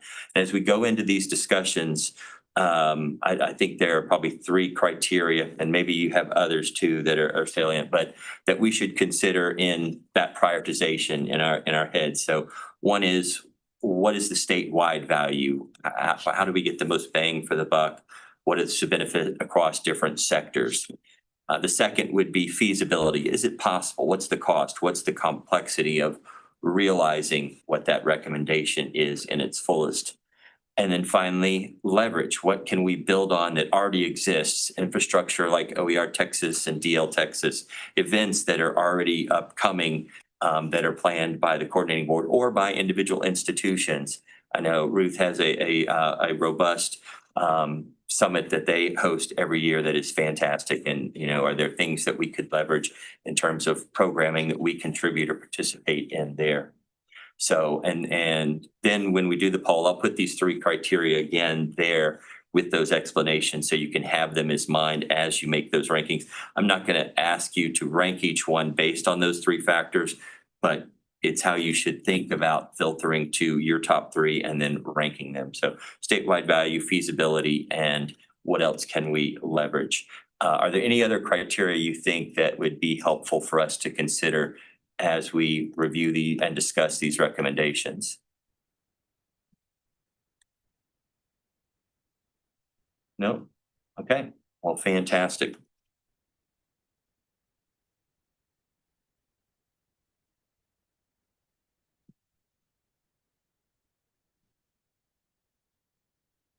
So assuming that you have had a chance even briefly to read each of the recommendations, there's a couple ways we could proceed. We could go through each one, ask for questions, comments, support, or if people have one that they would like to bring to the top for discussion, we can go about it that way and go, well, what is this? Committee members, can you help us understand this better? How would that work? Or could we combine it with this other idea? How might that be realized? So I think there's still a possibility to tailor these a bit if it makes sense to combine things or even change some of the wording at this point before we vote on them. But anybody have one that they would go, I think this one should be top, or Luke? Patrick, I'm a little confused. I understood you explaining the polling. I thought that would kind of like surface the most important items, but we're going to discuss, debate, vote here, and then also do the poll. They seem like they serve the same outcome, and I was just trying to understand so that I can participate appropriately. Sure. So what we're doing today is just the discussion part of them, not the voting and ranking part. So this is just us being able to go, I think number 2 is really strong for these reasons, or I think 3 would be stronger if it were changed in these ways, or what does it even mean there? So it's basically for all of us to wrestle with them and argue for ones that we think, gosh, that's definitely doable, or this one sounds great, but doesn't seem feasible. How would we do that? Doesn't build on any other existing projects or infrastructure. So, and then the polling would be where we individually make that decision based on our discussion and our own reading of these and go, here are my top 3, I'm ranking them. And then we'll loop back with the results of that poll. Does that make sense? I appreciate that clarification. Thank you very much. Yeah, sure. If it wasn't clear to you, I'm sure it wasn't clear to others. So thank you for asking the question. I do have a quick, yes. I don't know that I have any recommendations. I'd kind of like to ask the group just to get some input. So I look at number 1 probably dominates the conversation across our colleges, at least at our university, and which makes sense. And I wonder how much number 3 would support that. When I looked at the interests a little bit lower in the document, I think there was some 80% participants were interested in things around ethics and academic integrity. And then we got down to, governance and those things. It dropped in student success. It's like 60%. And I wonder if this is sort of the intersection of those things, if that makes sense. Like we're going to need a lot of governance to support student success but I'm saying all that to say, I look at number 3 and feel like what would come out of, workforce alignment reports and environmental scans and those things would really support number 1. So that's my thought when I look through this is as much as I really want number 1, I feel like number 3 would help give us the tools for that. Having said that, I want to be sure I'm not in a silo and, or if there's other ways if there's other numbers on there that might help get us there. Yeah, sure. Would others like to respond to that? Patrick, I had a question, and then I can respond to in general to that comment, but just rolling back on to LTAC, I wanted to make sure I understood the Adapting to Innovation Subcommittee. Is that a subcommittee of this group, or is that another group, but there's some members represented here today who have served on this subcommittee? There are. Yeah. Do we have that list of subcommittee membership? I don't. Or I don't have it. How about this? If you are on that subcommittee, raise your hand. Okay, Nikki. And I know it wasn't just Nikki and me. Okay, it was just Nikki and me. So we came up with all. That's really helpful context. I appreciate that. And is that Scott there in the room? Yes. Okay. Hello. Hi, Scott. I thought that was your voice. Thank you for your opening comments.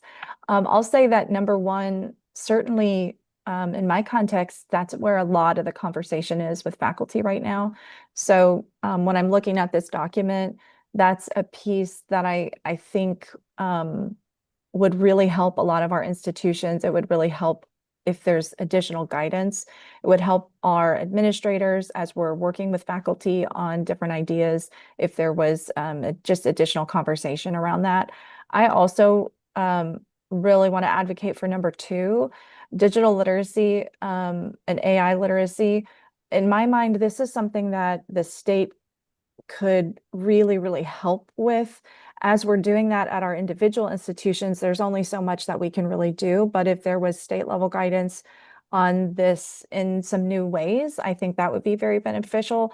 And it's so foundational. I think, one of my concerns moving forward is if we're not bringing people up to the same level of conversation, people being left behind. So while some of these other areas, you can go a little deeper in some really neat ways, I would say I want to make sure we have the foundation before we can do some of the other pieces. Excellent observation. So I'm wondering with the Lots of hands. lots of hands, Yeah. sorry. And I wish it would give me numbers of No. I don't know, they all popped up. Aaron, Luke, Tim. Hmm? Aaron, Luke, Tim. Aaron, Luke, Tim. Yeah. Excellent. Thank you. It's in order, okay. Oh, it orders them. Okay. Well, I have a code here. Yeah. mine's probably a little bit more of a comment at this stage that I'm glad we're not voting today and just having a conversation, because I'm very interested to see the updates from DIR and I've been actually in the background looking at the website and the new information there, and especially the guidance that's about to come out, because I think depending on now the resources and guidance they have, that may influence my voting, depending on what they now have available. So I was just going to say and put a plug in that we all also look at that before we vote. Yeah, I think that's good encouragement. And I was actually going to go back to that point and go, okay, with the ethics in the first one and reframing academic integrity, I wonder how it relates to the DIR training requirements and to the component within the professional development course that Luke mentioned, because there is a module that is on ethics and particularly in the teaching framework. But yeah, so there may be pieces that could be drawn from both of those. And I was even wondering, okay, if there is training requirements for the same people that have to have cybersecurity training, which usually includes faculty, then how can we maybe insinuate into this ethics training some of the other pieces of professional development around AI for the teaching and learning process that are also available? So if we could merge those two curriculums in some way. So faculty who need both the ethics and the broader, how do I do this? Why do I do this? They could get both, and it could be perhaps under a compliance shell. So we could make sure that they are all getting exposed to that and getting some baseline literacy with AI besides the ethics piece. So, yeah. So Luke, you were next, and then Tim. Yeah, so when I drive home to Louisiana in 2 weeks, it takes me 7 hours from where I live in South Texas, and I drive through.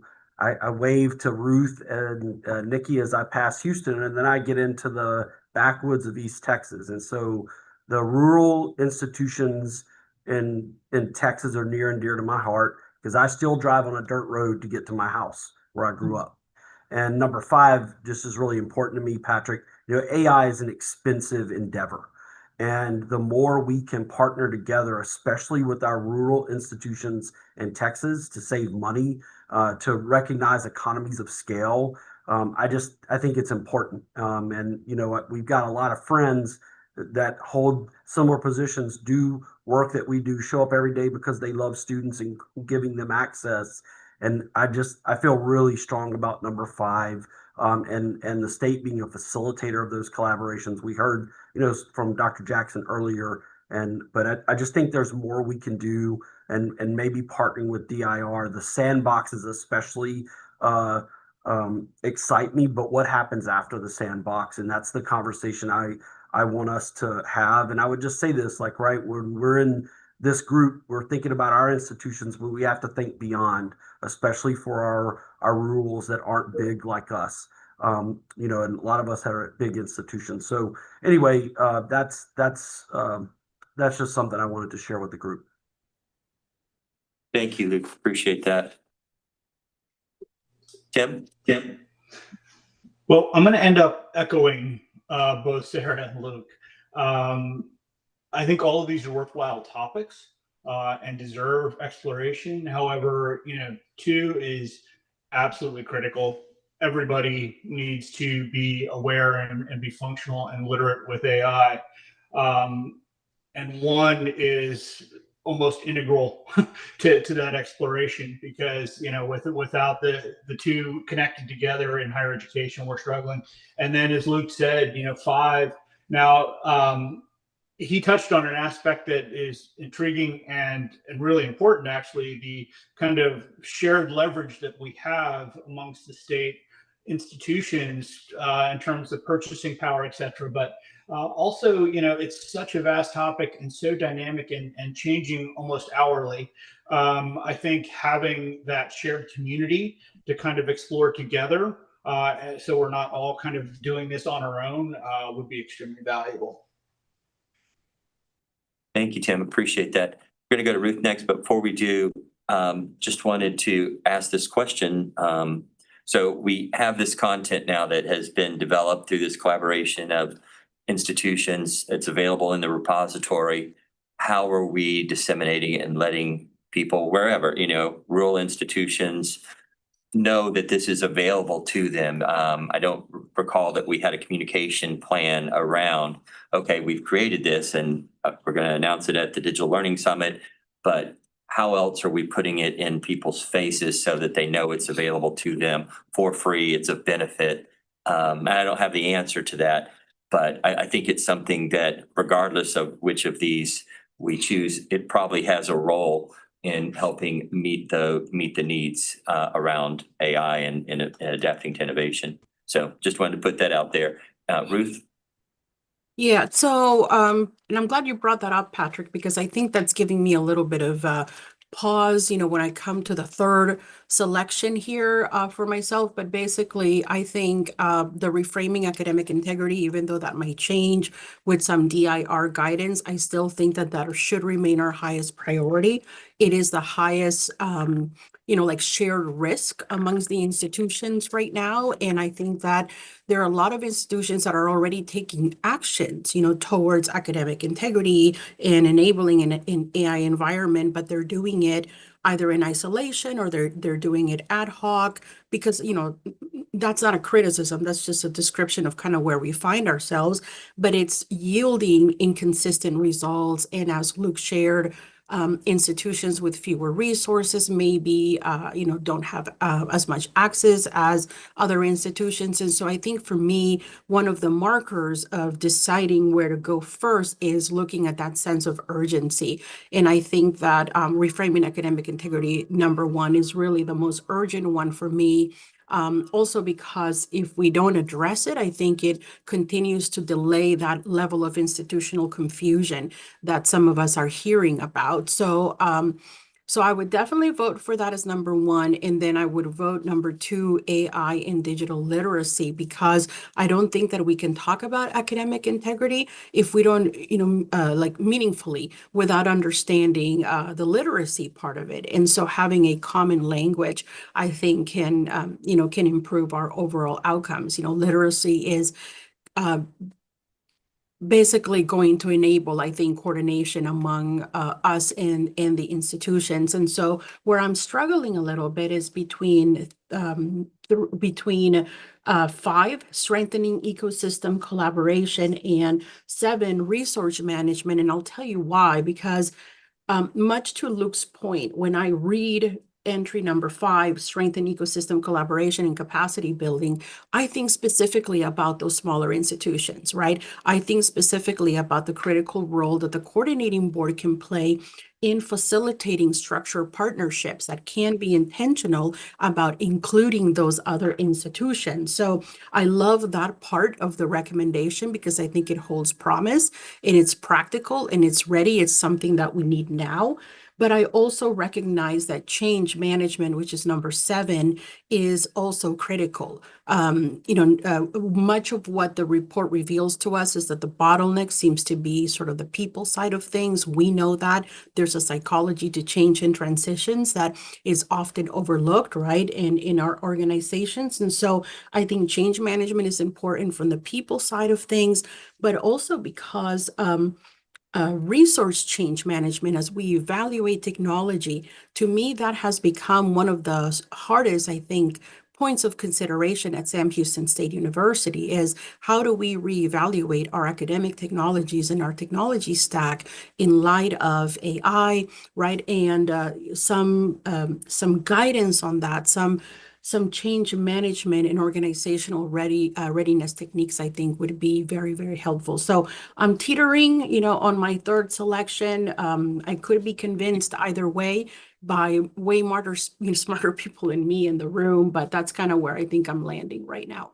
Ruth, do you think 5 and 7 should be combined? Because that would have been my point. I think they should, after hearing, like you said, what Luke said. So yes, are others considering those maybe being combined, or part of 7 being moved up to 5 is what I was thinking. So yeah, so thank you for that question. So I think there's an opportunity there, definitely there for us. I'll tell you what I like most about 5 in terms of like immediate urgency, practicality for our institutions is the ability to facilitate structured partnerships.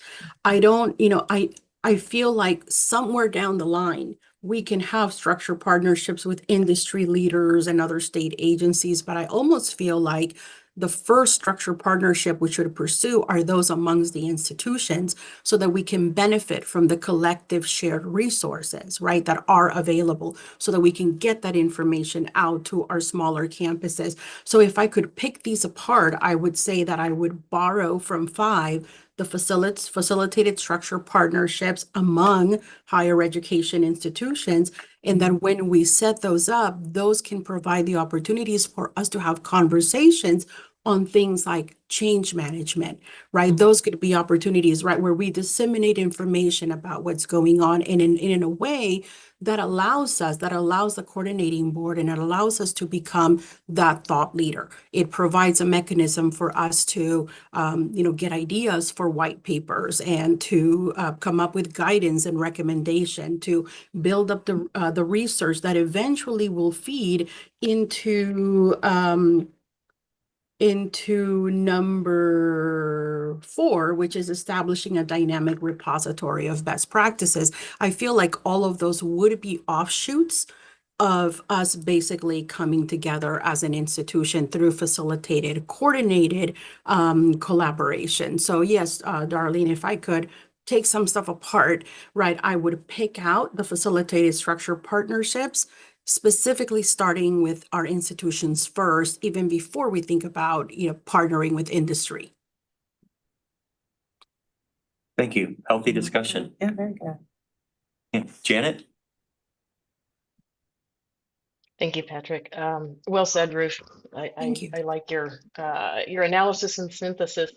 I do believe that number one, like the others have said, I think that is a foundational thing. And I think we think about integrity and innovation and frameworks and guidance, but that also aligns with missions of institutions, their visions, their strategic plans, and I mean, on down to pedagogical, andragogical approaches. So I think that number one, it just has a plethora of foundational things to be considered.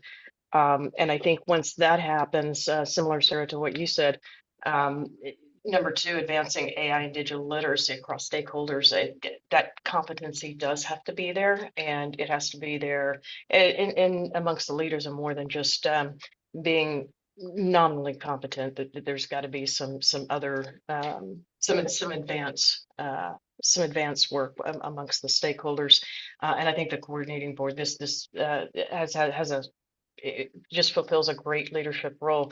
I always do try to fight normalcy bias, so there's number one and number two right there. But foundation is foundation, and with our missions and our strategic plans, and we're all in education, and all of that in number one, I think hits at the very core of education, of higher education, and we could expand that to others as well. I do like. I saw 5 and 7 as having some overlap, kind of a Venn diagram. So I was glad to see that topic of perhaps a combination has been brought up. So that's my take on it. I like the foundation. I think there's increase from the foundation, depth and breadth, and then we can get to the really collaborative efforts and capacity building across institutions. I think that's critical. I've lived in rural areas for a lot of my life, and it's really tough. It's really tough on those institutions to come up with anything. So this collaboration and ecosystem is I think very, very much needed. Thank you. And I'm making an attempt here to try to merge these two together, and it really is statewide collaboration and pilots, so external scaling, and then institutional readiness and change management support, so internal adoption. So let me read this draft to you and see what you think as a combination for 5 and 7, and we can totally discard it or amend it in any way, but this is what it came up with. Strengthen statewide collaboration and institutional readiness for sustainable innovation adoption. Facilitate structured partnerships among Texas higher education institutions, industry leaders, and state agencies to accelerate adoption of emerging technologies and alignment with workforce needs.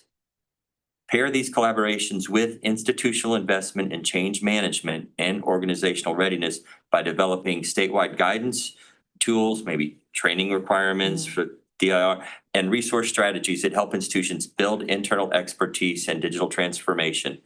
Emphasize shared learning, scalable pilot programs, and sustainable modernization support to ensure innovations, including AI, are implemented effectively and with broad campus buy-in.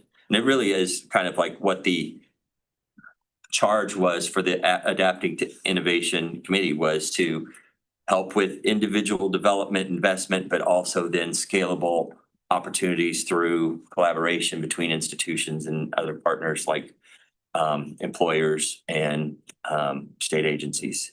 So feedback on combining 5 and 7 in the way that I described it.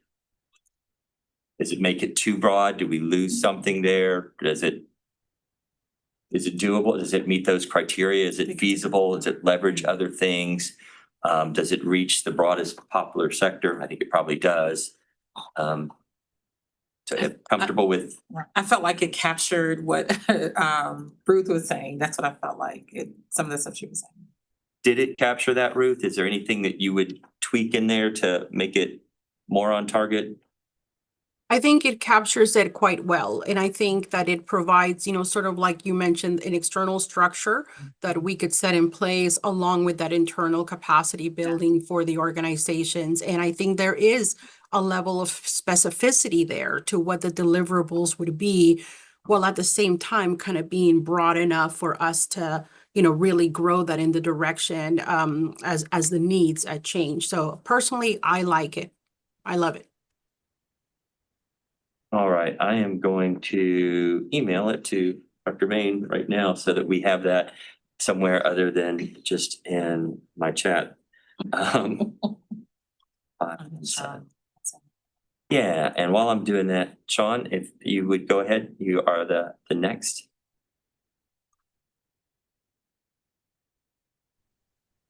Sorry, I couldn't get unmuted. I had to click the button 3 times. Happens to me all the time. Thanks. A few observations. In general, I agree with what people have been advocating for as kind of the top priorities 1 and 2.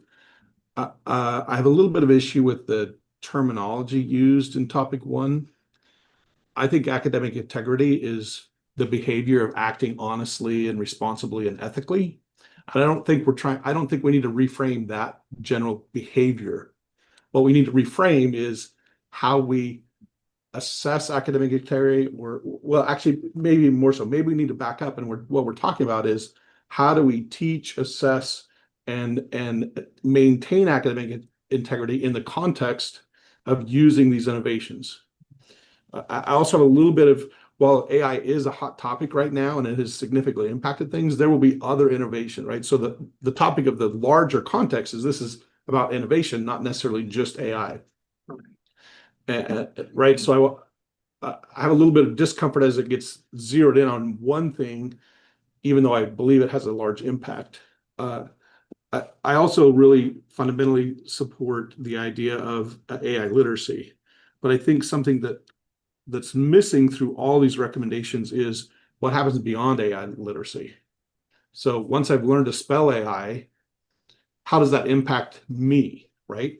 So I think potentially we should be addressing the idea, incorporate AI, right? So there's a level of some courses can continue in absence of AI, given the topics and so forth. There's some courses that should be actively incorporating AI into them, and then there should be some new sets of courses that are coming in our various fields that anticipate how AI will impact the workforce, et cetera.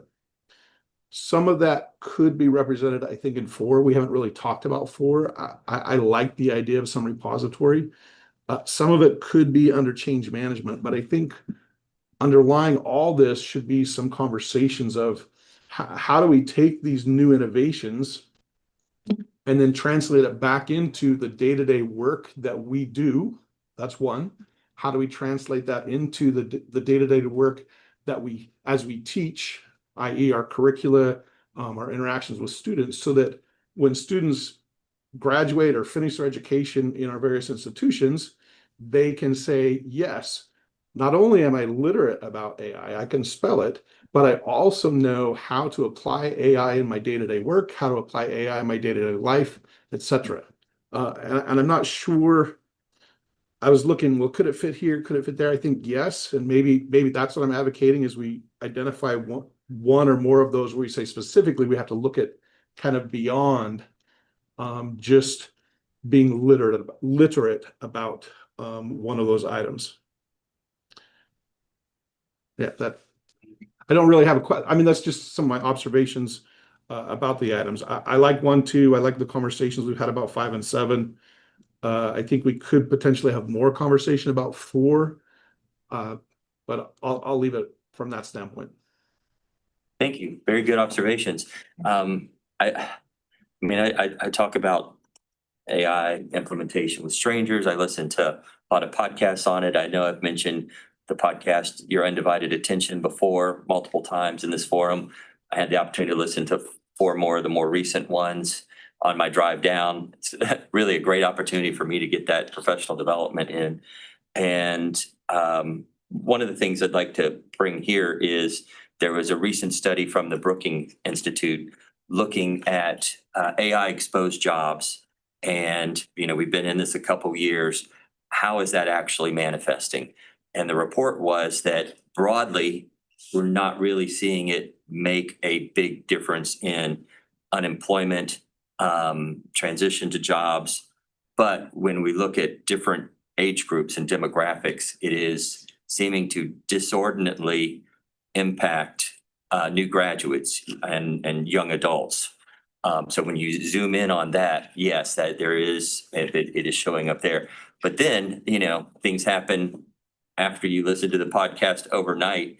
The Block Corporation, which owns several of the payment services, Cash App, I think, one of those, they are cutting 4,000 of their 10,000 employees all at once. I think they said that the notifications would go out today. They're giving them generous severance, but they're downsizing by 40%. And they're saying it is due to improving processes and leveraging AI to be able to do the work and remain as productive. And so, all in this 24-hour period, maybe some things are changing. And I think there's going to be a cascade of those. And Jack Dorsey, the CEO of Block, kind of discussed, well, we could have done this over time, and we feel like that would negatively affected morale as people don't know when their number's up. So that's why we're doing it this way. But the bottom line is it's going to make them a more efficient company. And if that's where we're headed with this is a race to the bottom of how do we maximize shareholder value by eliminating employees through automation and AI and also robotics, then what are we training people for when there are going to be a lot of people that are very talented, had jobs in these industries that have been replaced as we are producing new graduates, also looking for that first job in that space. So I don't know. I was kind of thinking about, Sean, what you said about the absolute imperative to bring AI into the classroom and into projects and into a thought about career readiness, because it's, if you're not competent with it beyond literacy, you may not even be in the game. You're definitely at the back of the starting line when it comes to new opportunities. So just wanted to mention those 2 things that Brookings Institute is in the last couple months, and then Block is doing this. And I think that what we're probably going to see in the next 6 to 12 months is a lot of companies that are going, oh my gosh, Block's doing it, we've got to do it. And it will be increasing unemployment in a number of different sectors, not just the young adults and new graduates. So sorry, that was a very long piece of information there. Sarah. Thank you. Yes, thinking about Sean's comments and looking at number 1 a little bit differently. So I appreciate your viewpoint on that, Sean. I'm wondering if number 1 and number 2 could be combined into one category. Several people have mentioned these are both really foundational. I think I don't remember if it was Janet or Ruth who mentioned just the most risk to our institutions. And if we're not doing those 2 pieces well, in my view, right, at least today, that would be one of the biggest risks to our institutions. So I'm just wondering, as I'm looking at number 1, the last sentence says this should emphasize literacy, ethical engagement, responsible tool use, and trust in learning outcomes. And that's very related to number 2, advancing AI and digital literacy across stakeholders. So I'm wondering if anyone is thinking that these two could be combined.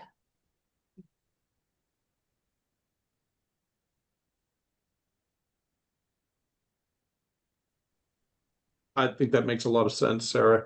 And some others talked about that earlier on. I think perhaps Aaron may have also talked about that, that if we put it in the context of kind of more broadly, how do we teach, assess, and maintain this academic integrity, all within the context of foundationally educating people about AI. I think those could be combined. And I like how you highlighted the last sentence from number 1 about covering those areas.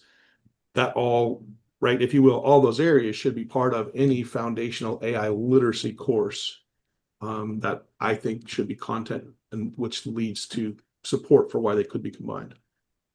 Yeah, I don't know, Patrick, you or Nikki, if you want to speak to kind of your thoughts on that, because I could see it both ways. I could see these as 2 separate topics because I think they're both very important. So combining it together, the risk there would be, does that mean we're not able to really have this group focus on one or the other?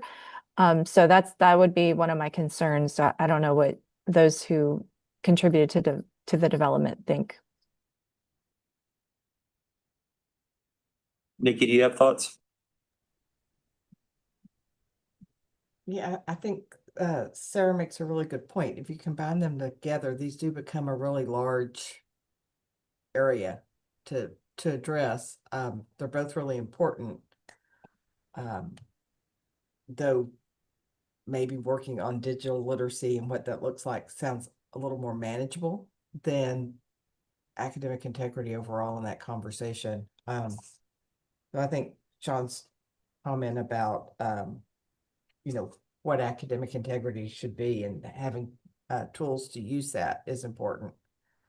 I think it would depend on the scope that we plan for this, as to if it's something we could even hope to achieve, or what that would look like. I recall the subgroup having these conversations and feeling that they were 2 distinct issues, especially because digital literacy just really seems to be more of a product, almost like the product that Luke mentioned earlier. And I think maybe that was more along the thoughts of that group when we were doing it.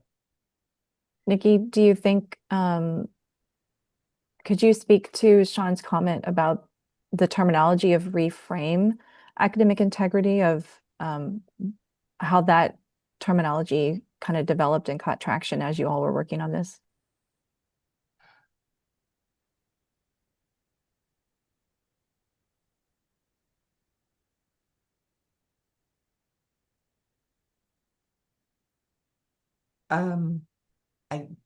It's been a while, and without going back and looking at notes, I don't remember those exact discussions. To be completely honest, I think that I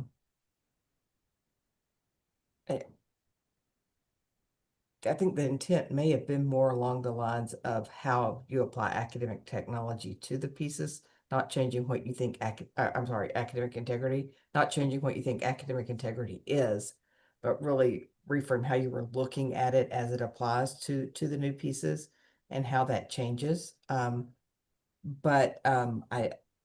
Patrick, do you remember those specific conversations?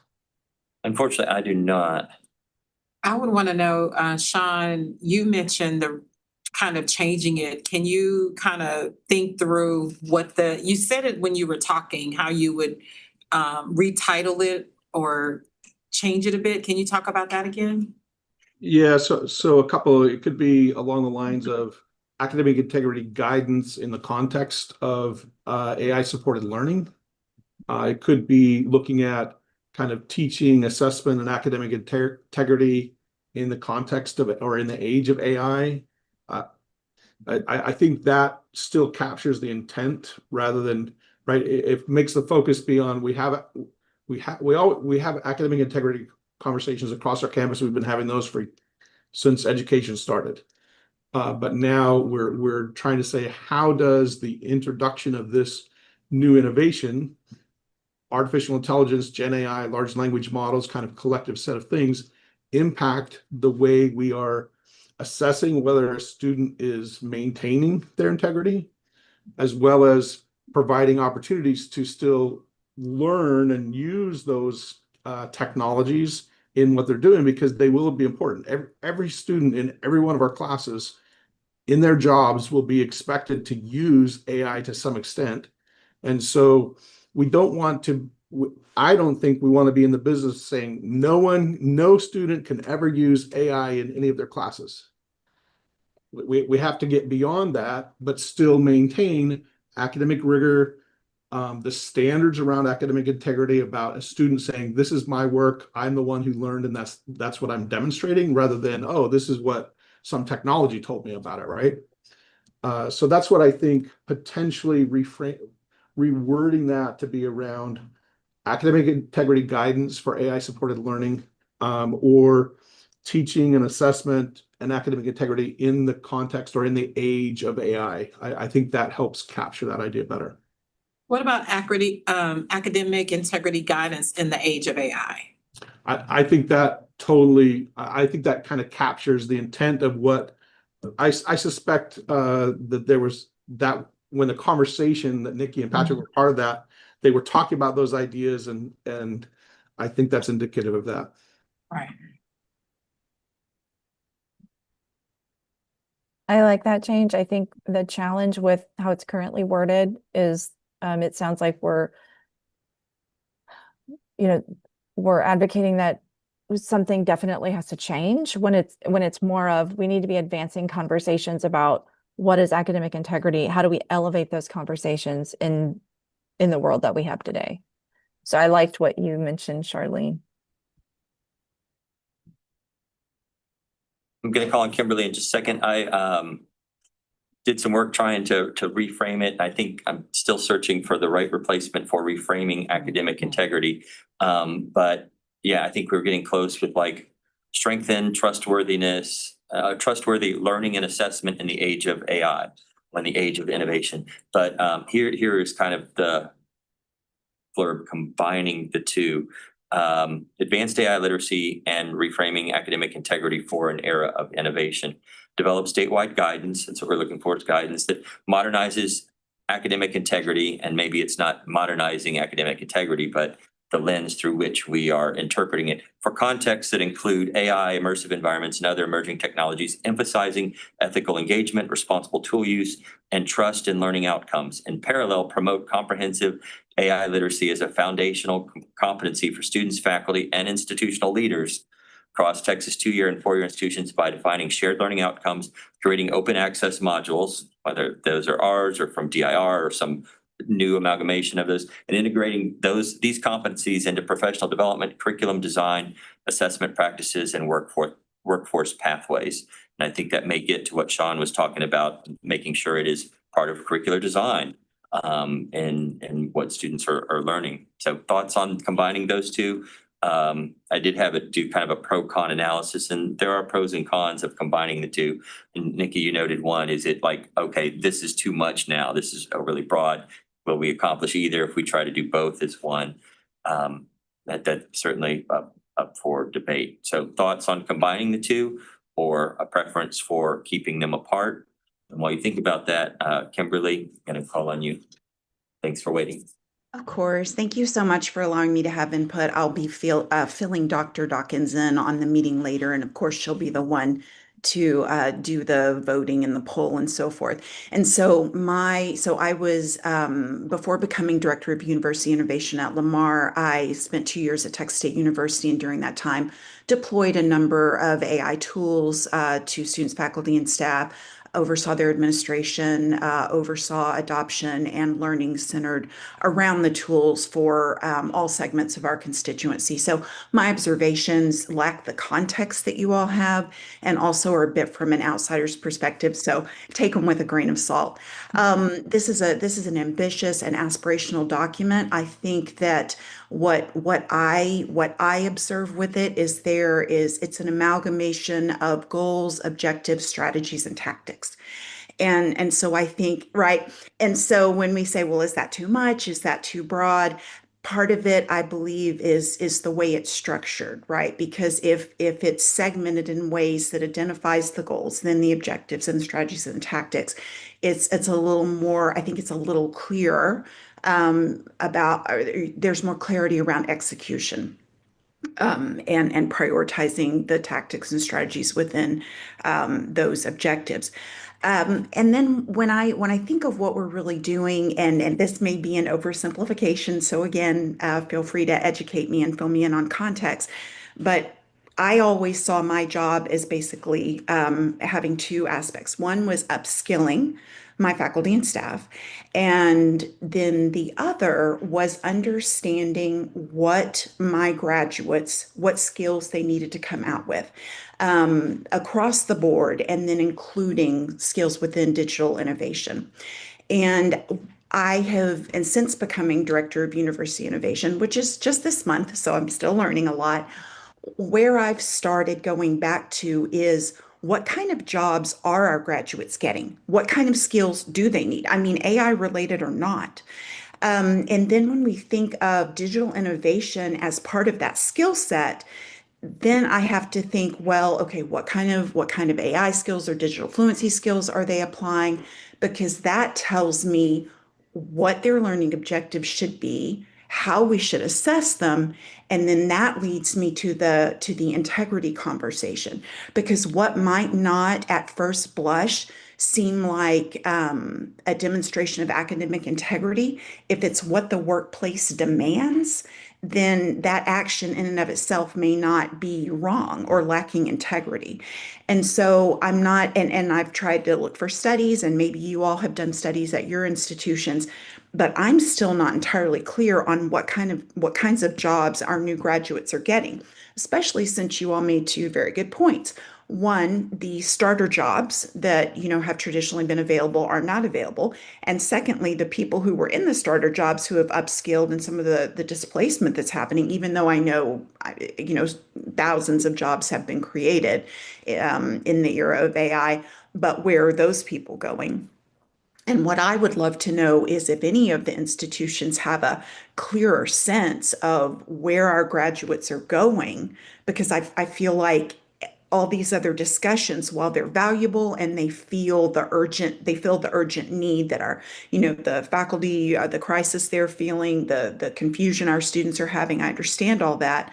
But I feel like sometimes that gets the cart a little bit before the horse, unless we have, and maybe you all do, have a clear understanding of what our grads are coming out with. So those are just my thoughts. Feel free to educate me, and I appreciate the opportunity to be a part. Thank you, Kimberly. Very, very keen observations. And I agree, there is an amalgam of different levels of strategic planning here, from goals, objectives to tactics. And so, if we approve these recommendations, we'll need to, whichever ones rise to the top, make sure we structure them in a way that it's clear for a coordinating board to consider and be actionable, and not just, oh, well, those are some high-minded things. Good luck. Yeah, we agree with those recommendations, but nothing happens. Other comments? Looping back, go ahead. I just want to circle back to what you said, Patrick. I think that there's some value in combining recommendation 1 and 2, but when you read them back to us with the combined version just now, it still sounded to me like two separate recommendations, although they are deeply interconnected, right? I mean, they are. You can't separate one from the other, but it still sounded to me like two separate ones. And I do feel a little bit of like the way that it brings everything in scope at once, right? It's like it's a lot. At least that's how I feel, and it makes it a little harder for me to kind of parse out, where do we start first? Where do we go next? I even think some of the audience could be different, like the audience for number 1 may not necessarily be students, whereas for number 2, there's some training for students. And so I would personally like to keep 1 and 2 separate. Thank you. Yeah, I agree, because when I read back the combination, it does read like you just slam the two together, and the connecting language here is in parallel, do the other thing, right? So yeah, and they are definitely deeply connected, but they do serve different audiences. It's a risk of losing focus if we're trying to do both of them under a single recommendation. It certainly becomes a higher lift if we combine them into one recommendation. Yeah, my inclination would be to keep them separate also, but maybe tighten them so that we at least acknowledge that they are very closely related and may synergize each other, but they are still unique recommendations, initiatives. So, and that is something we can we can vote on if we'd like to formally. So if just straw poll, then we can either combine it or not combine it. So all in favor of keeping them separate, that we'll just do it by elimination. Keeping 1 and 2 as separate recommendations, raise your hand. Okay, and I'm going to count. Well, 1, 2, 3.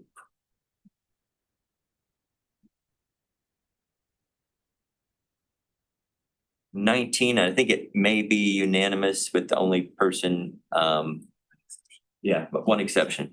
Was that, okay, yep, so motion carries, and we will keep those 1 and 2 separate. We will combine 5 and 7 as we noted earlier. Just to point out, there was no motion. That was a straw poll. Yeah, that's true. That's true. The straw poll carries. How about that? Robert's turning over in his grave, right? So any objections to combining 5 and 7? We'd already talked about that informally. Just want to make sure if there's any strong case for keeping those separate. All right, Luke. I think they're distinct, but I'm all right to go with the group. Okay. All right. Any other discussion on these, or are we good to move these into the poll and give you the guidance on here are the criteria to consider, pick your top 3, and then rank them 1, 2, and 3, and provide for your number 1 why it's number 1 for you, how it hits all of those criteria that we talked about. Patrick, I want to come back to just the language. Yeah. AI, meaning artificial intelligence, and innovation are used throughout this document, sometimes synonymously and sometimes separately. Are these recommendations about AI, or are they about innovation, or is it right? I mean, there is a level of combination, but what are we really talking about as we're considering these? Yeah, it is a mishmash. And the subcommittee is adapting to innovation. And I even asked that it be, not the AI subcommittee, meaning adapting to innovation, but we put the number 2 in there, A2I. It's adapting to innovation. It is broader, but it means we will handle different things related to adapting to innovation. But the one that we're focusing on and is most pressing is AI. It's not robotics. It's not immersive reality, XR, et cetera. So I think that's why there's some of that confusion. And it's much like with the adapting to innovation courseware that Luke mentioned earlier. It focuses on AI, but it is one in a series of, or possible series of courses around emerging technologies, adapting to innovation. So I think that's why you're seeing it mixed in. What the priority is right now for adapting to innovation is artificial intelligence, but it can, in the future, if we deem that's appropriate, be recommendations around other emerging technologies that similarly have implications for teaching and learning and the business of universities. Okay, thank you. That was a great clarification for me. Thanks. Sure, thank you. All right, any other comments? I don't want to close this discussion. Very rich discussion. Appreciate everybody openly sharing their enthusiasm, opinions, rejection of ideas. It's all incredibly good and helpful. And if there's nothing else, then we will get that poll out early next week, maybe as early as Monday, but certainly by Tuesday. And I think quick turnaround, if we could have it closed by Friday, and we could work on the tabulations the next week, keep this momentum. Don't want it to go too long where we forget the conversations and it's like, I don't know, I'll just 1, 2, 3, because they're first in the list. To say, I'd like to say, understanding that we're separating 1 and 2 or keeping them separate, I think there are some areas where some of them can be lumped under something. And you guys have been talking about it throughout the meeting, for instance, referring to them as foundational, referring to them as leadership. I think those are things that we can kind of carve out as we go, where those would be grouped, but under that foundation umbrella, that type of thing. So that's it. Yeah, and no promise that we could do anything with it, but if you'd like, I could add a 4th question, and that would be just, what are your thoughts about this in general, comments, things that you're concerned about? It'd be a great place to capture things like that, like, yeah, these are related, and we recognize that, so just because I'm voting for these 3 doesn't mean I don't think this is important. I think it might be able to slide in here. That would be some rich text for us to capture and analyze and see beyond, okay, we ranked them and here's our number 1 reason for ranking 1-1, get some additional input. So any objections to that? A 4th question, and it's optional, but anything else you want to add about how those recommendations should be phrased, considered? Does that sound okay? Any objections to that? All right, so 4-question survey. It will go out to the official email that you have with the coordinating board. I'm going to use Qualtrics to do it. So we'll actually put your emails in there. It'll be a link that you get in your email just to you. Probably we'll send you a separate email just telling you to check your spam, because sometimes Qualtrics survey invitations get derailed. So you'll know to look for it. And also that way I can see, hey, everybody's done, or I need to send a reminder out to get a few more responses. So anyway, that's how we'll manage the administration of it. It'll come to your official email. We'll close it by next Friday. If there's any delay in getting it out past Tuesday, we may need to revisit that, but that would be what I would anticipate. So work for everybody, team? That'd be great. Okay. Yeah. Super. So we will wrap that up. We've been about another hour. But I think if we could get to I think the only coordinating board updates we still have are yours, Dr. Main, with student success and institutional partnerships. If you want to share those, and then we will break briefly and then go into our breakout groups. Sure. Great. Okay. So I'm happy to give an update on student success and institutional partnerships. I hope everyone's having a great start to 2026 with spring break just around the corner. There's a couple of call to actions and links that I'll refer to, so I'll definitely include those in our meeting follow-up email. Beginning with agency updates, we held our quarterly board meeting on January 22nd, and we did have one very important item on the agenda, and that was the appointment of Danielle McAfee's replacement for Pam Morgan from Midwestern State University. We're really pleased to have you, so thank you. Just a note about board meeting schedules. So previously, board meetings were preceded by a full day of committee meetings on the Wednesday before the Thursday. So kind of a full day Wednesday followed by the board meeting on Thursdays. Going forward, there's only going to be one full day of board meetings. This April 23rd is the last day that'll be hosted on Thursdays. And then beginning in July, you'll notice that board meetings are scheduled for Wednesdays. So the schedule for the board meetings for the remainder of 2026 is Thursday, April 23rd, Wednesday, July 22nd, and Wednesday, October 26th. There's a couple of board member changes and also returning members who are in new positions. The major policy discussion for January's meeting was a presentation of the 2025 STAR Award recipients. They were recognized at our Higher Edge conference in 2025 in December, but the presentation in our January's board meeting went into a little bit more detail of each of the institution's work. You can find all of those materials pertaining to the January board meeting on our agency website. On December 8th and 8th through the 10th, the agency held that Higher Edge 2025 conference in Austin. This conference has grown in attendance every year. This past conference, we saw more than 500 in attendance. We had 60+ panelist speakers in sessions on topics specific to this year's conference theme, which was from classroom to career. Examples of sessions included college and career planning, programs that upskill and reskill Texans for high-demand jobs, improving credit transfers across institutions, financial aid for first-generation and low-income students, and partnerships that help working adults and veterans access career-focused education.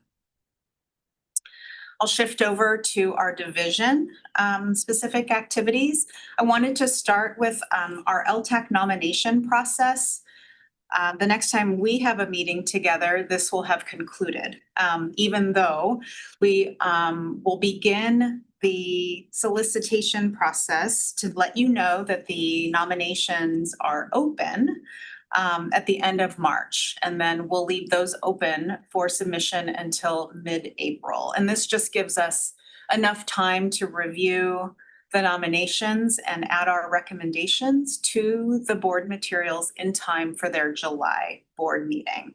This specifically pertains to the many members that we have terms that are concluding in August of this year, to allow us time for new members to be onboarded for the new fiscal year, September 1. So be on the lookout for our Gov Delivery memo that will announce that nominations are open and also provide important deadlines.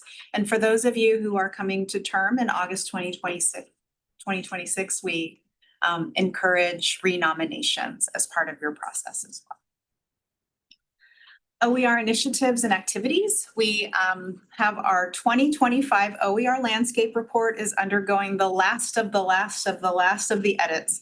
This latest biennial report offers a comprehensive 6-year longitudinal view, so 2019 to 2025, of OER development across the state.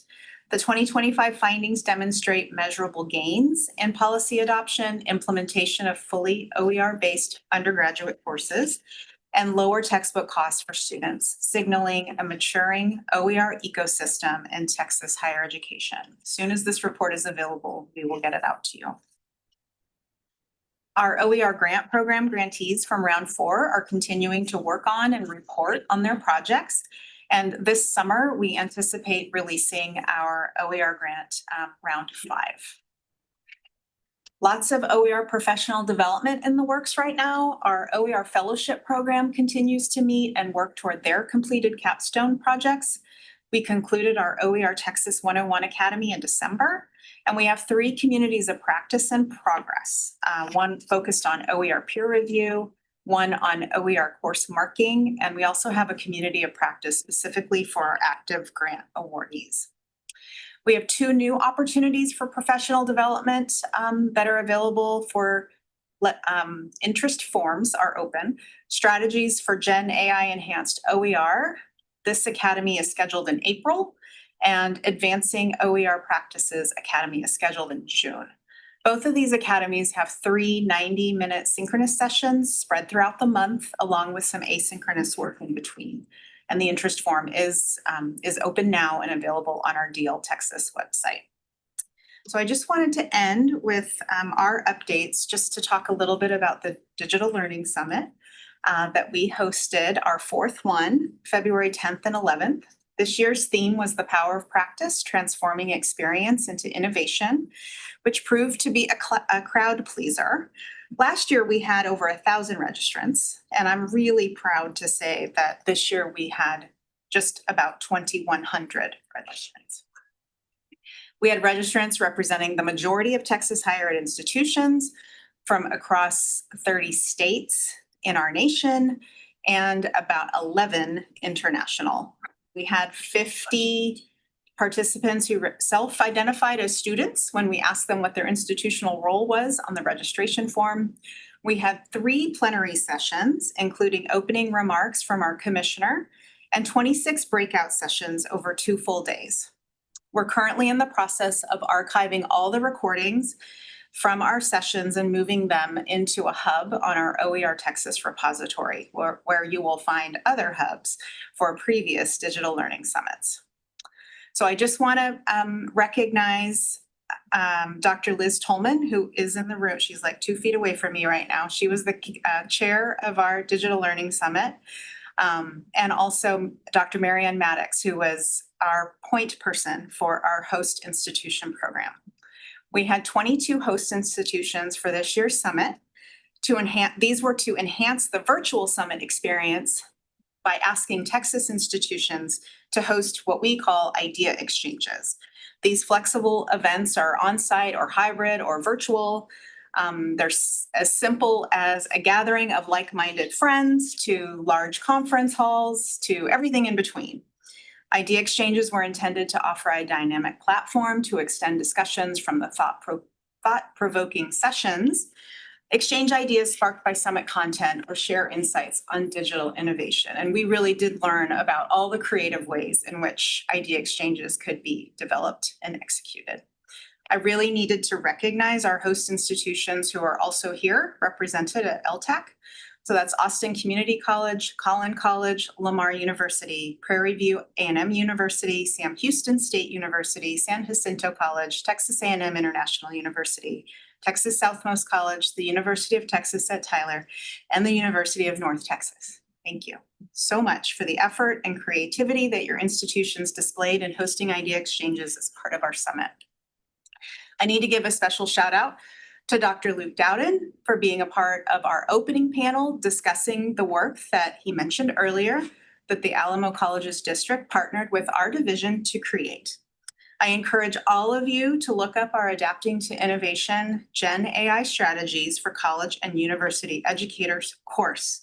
This is a beautiful piece of work that shows the true cross-institutional partnerships and led by an exemplar. As part of the A2I initiative, we've also launched the Adapting to Innovation Hub in OER Texas. This is where you can find the Gen AI course, but also the Adapting to Innovation Playbook and supplemental course, which we also released as part of the summit. All of these resources that was created in partnership with the University of North Texas. All of these resources are openly licensed, which means use them as they are, or take them, revise them, reuse them as you need for your own institutional purposes. And of course, I will send all of these links to you in a follow-up email. To close the summit, we hosted a panel discussion by our very own LTAC members to discuss the power of practice, specifically transforming experience into innovation. So a very special thanks to Sean Jasperson, Ashley Dawkins, Nikki Whiteside, Tim Snyder, Charlene Stubblefield, and our facilitator, Patrick Plush, for ending our event on a high note. Okay, my last recognition and perhaps my most favorite story from the summit. Ruth, are you listening?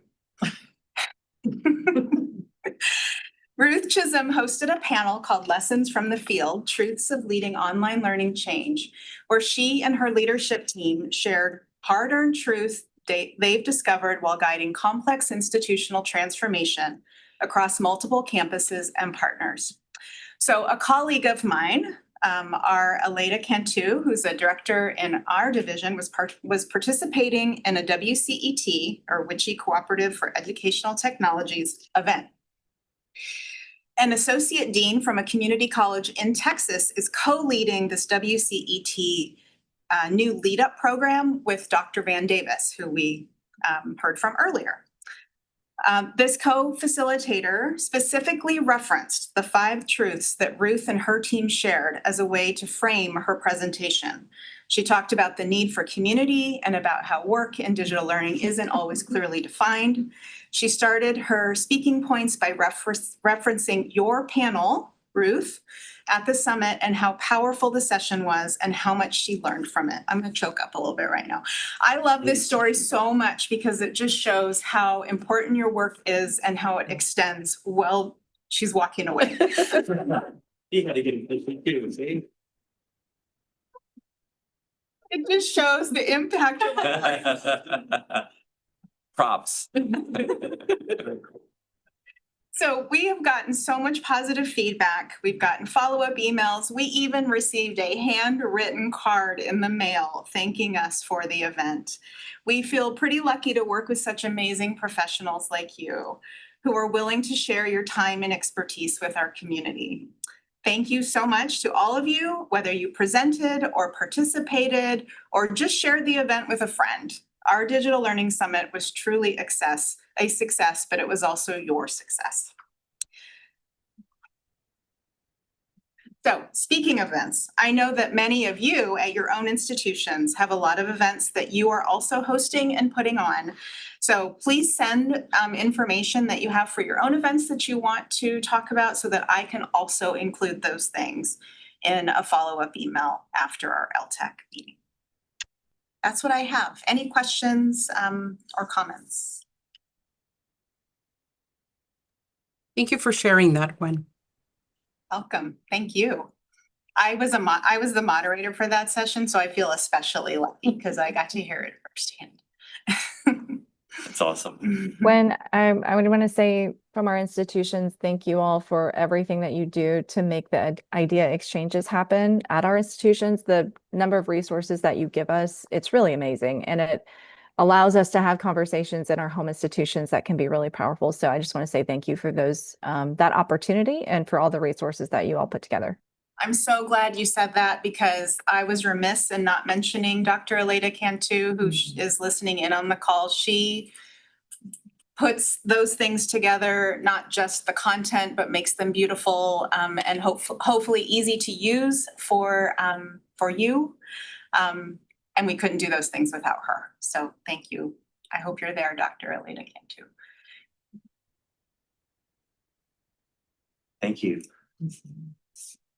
I was gonna say something else about that, but I know that Ashley Dawkins had some upcoming events to share with you. Oh, okay. So if you don't already have those, Okay. maybe reach out to her. She had submitted them when we were discussing the panel. If we had time at the end of the panel, we were gonna mention them. But Oh, yes. yeah, so they're in our playbook, our shared playbook, but I'll make sure you get those from her, assuming they haven't occurred since then. Is it But- okay to bring up a couple right now? Sure. I know we're approaching lunch.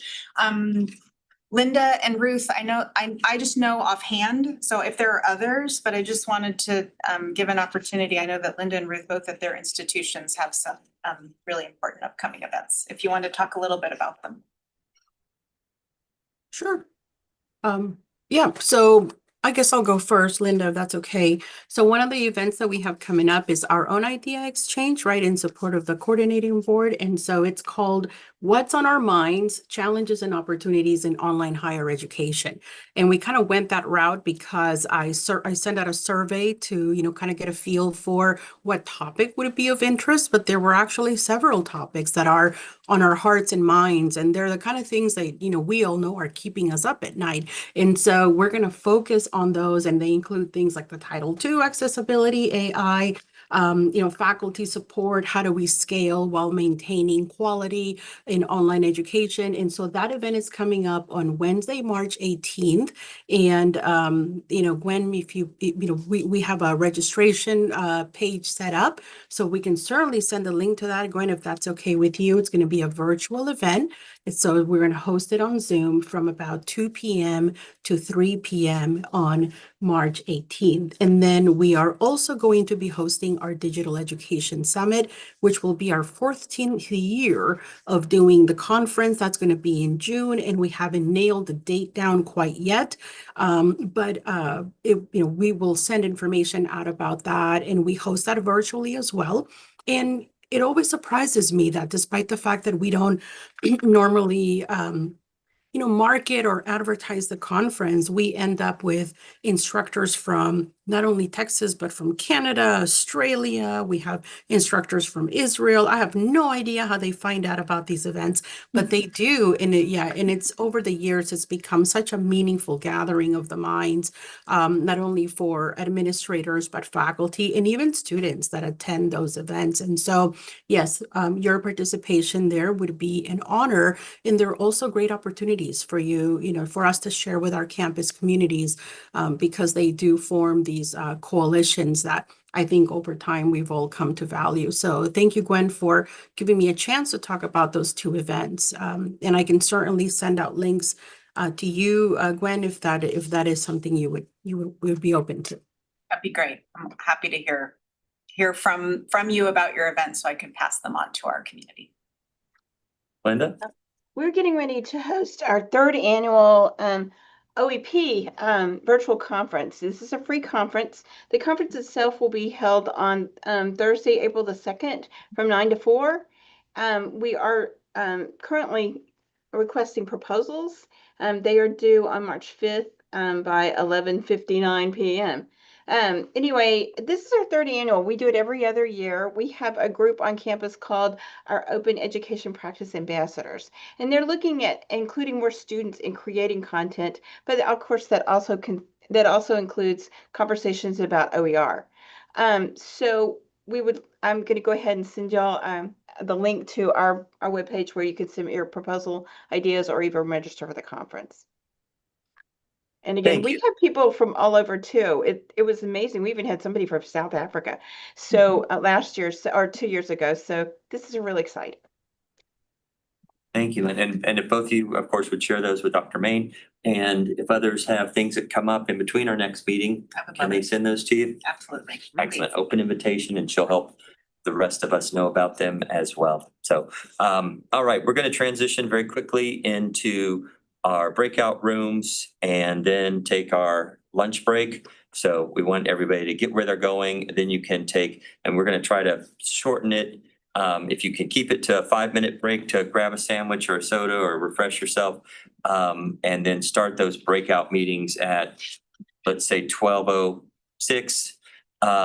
And then we'll have those for, how long should we allow for breakouts?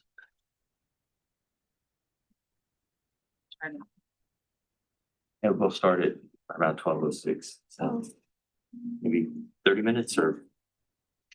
Well, I sort of want to defer to Dr. Dowden for the review. His break is, start time is 12:15, so we're trying to compress that as much as possible. True. We have 5 agenda items, so we have a lot to cover in our work group. I'll stretch as long as I can. Okay.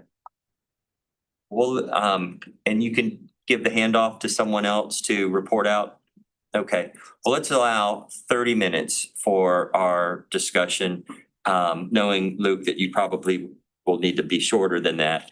But give all of our groups 30 minutes. So we will take a break now and until 12:35, coming back from the breakout rooms. But go ahead and go to your breakout rooms. And Danielle might need some help with choosing. Okay. Yeah.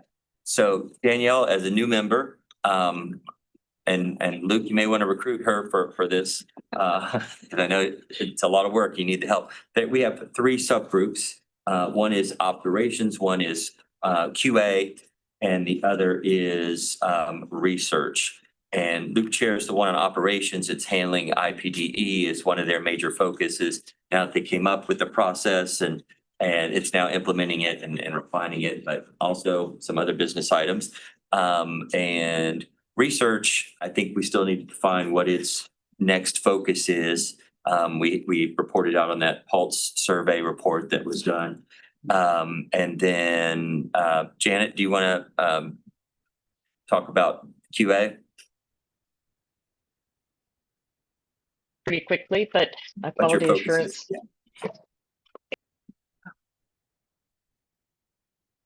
But our focus is it is on quality assurance, but it's specified to topics that are either operational or discussion type topics. And recently we've been on the IPDE process and looking at what's quality, what's not, trying, we've held discussions with Luke's group, and now that things are settling down, hopefully we'll be able to provide artifacts or exemplars, or be able to highlight things that are beneficial to the process, to the IPDE process for institutions as it applies as informed rather by Luke and your group. So that's what we're about currently. At other times we've been looking at quality assurance in distance education in general. It mainly revolves around projects, and in terms of time commitment, that again is project dependent. And so we've had some boom and bust times over the last several years. It's an awesome committee, a subcommittee rather. Wade's going to carry the banner today. And Danielle, I want to extend some grace to you. So pick one of the three today, just, based on what you've heard here. And if you're like, well, I think something else may be a better fit, you can certainly change for subsequent meetings.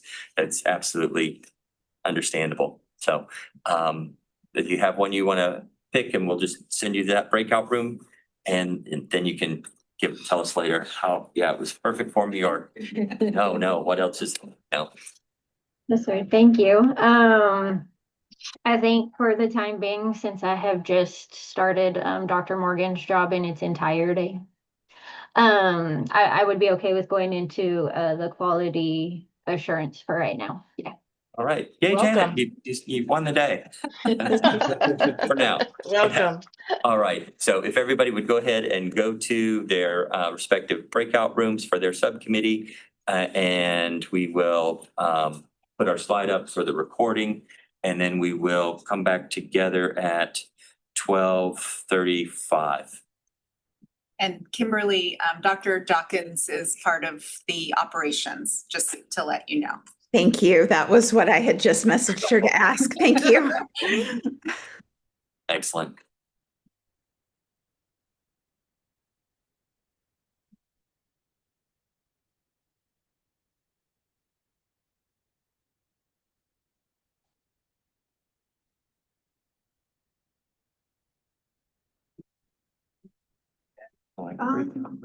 Mayor, I'll tell you what I have.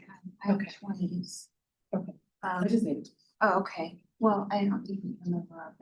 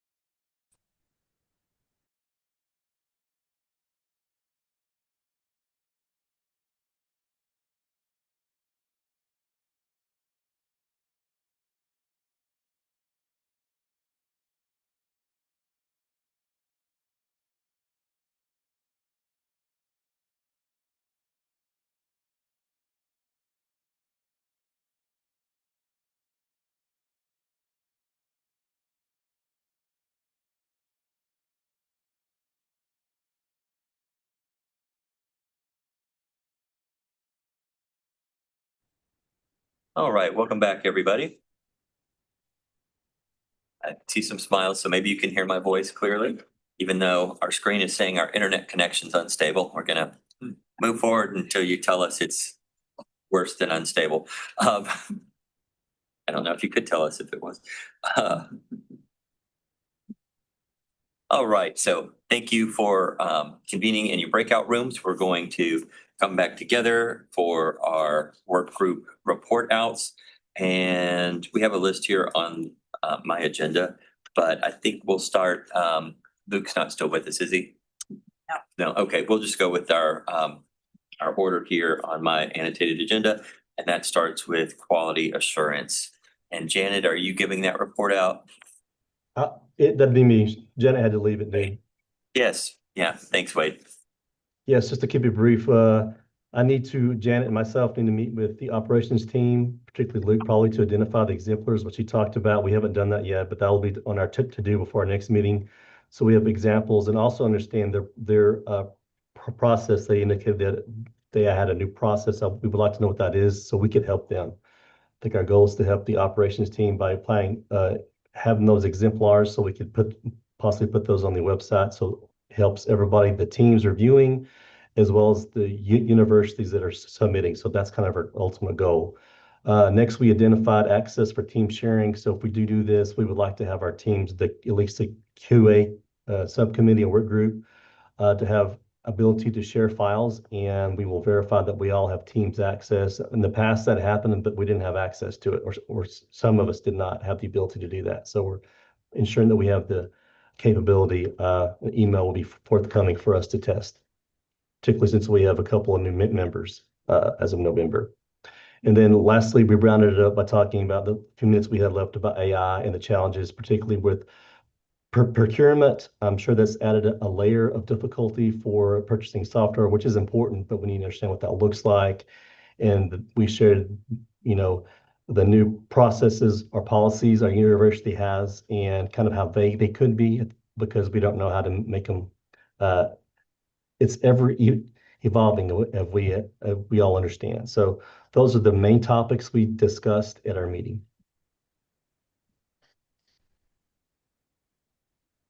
All right. Any questions from the full committee? Comments?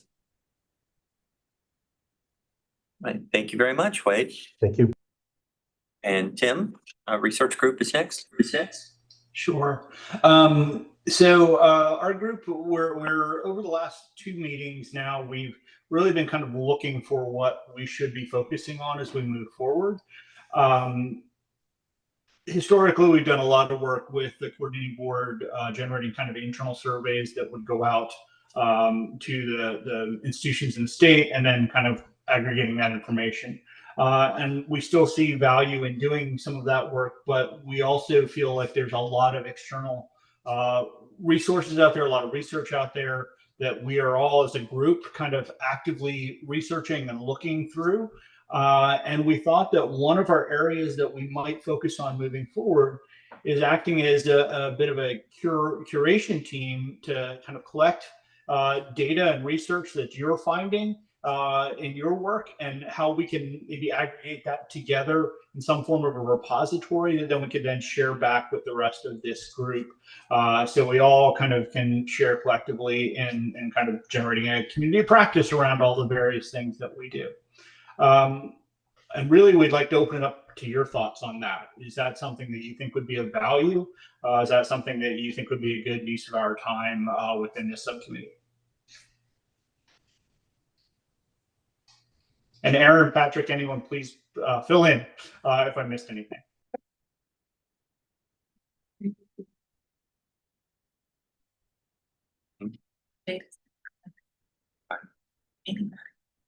Oh, well, one of the examples was the Brookings Institute, or things about AI exposure careers, those types of things. Yeah, I think that Liz was bringing up the practical matter of, well, where do we share those? How do we share those?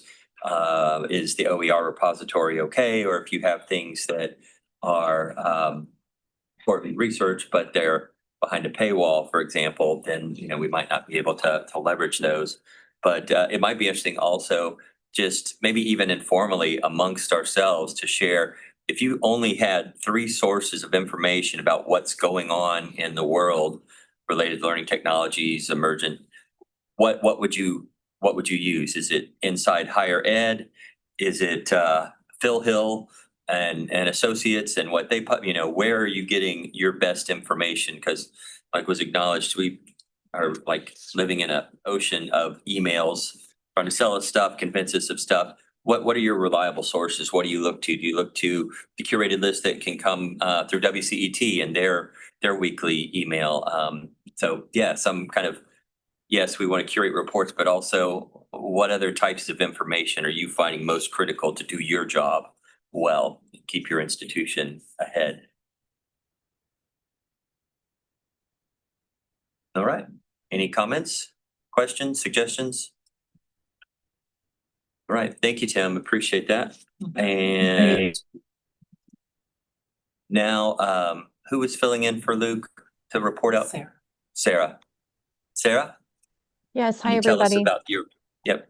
You had a Yeah. lot of business to cover. We did. We had a productive meeting in the operations subcommittee. So first, I want to let everybody know that effective after this meeting, the subcommittee has 2 new co-chairs.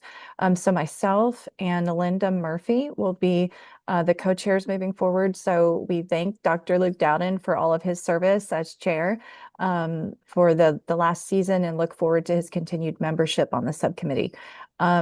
It sounds like Wade and Janet that it would be helpful for us to connect before the next meeting in June, so we can work on that. The operations subcommittee will be reviewing 3 IPDE resubmissions next week, and at that time we'll be able to give a formal recommendation in writing to THECP staff to be placed on the June 2026 LTAC meeting agenda. So that's coming up. And then finally, the group will be meeting soon to discuss the process to invite reviewers who are not currently serving on LTAC. So we anticipate having many interested colleagues from around the state, as we've already talked about a little bit in this meeting today, and we'll be working on creating process for invitation and orientation to the work so that we can ensure that we're reviewing submissions in a timely manner. Very good. And just as a refresher, those recommendations from your subcommittee go directly to staff. They don't have to come back through approval of the full coordinating of the full LTAC, correct? For IPDs.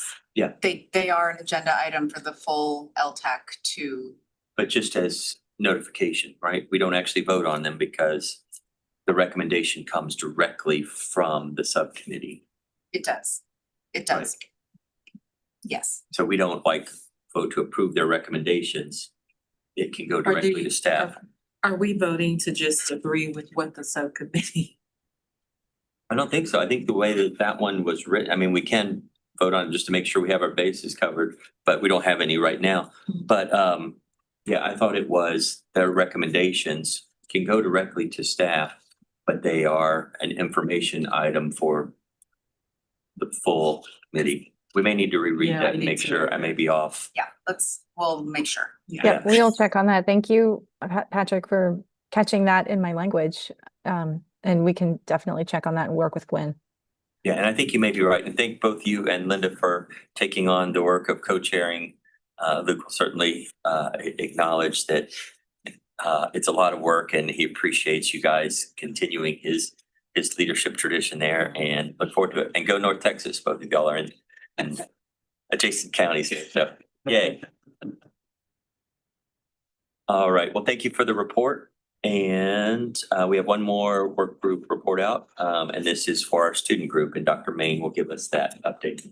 Yeah, so Esmeralda Gonzalez, our student representative on LTAC, she couldn't be here today, but she did join us with our student subcommittee. We met with them on February 17th.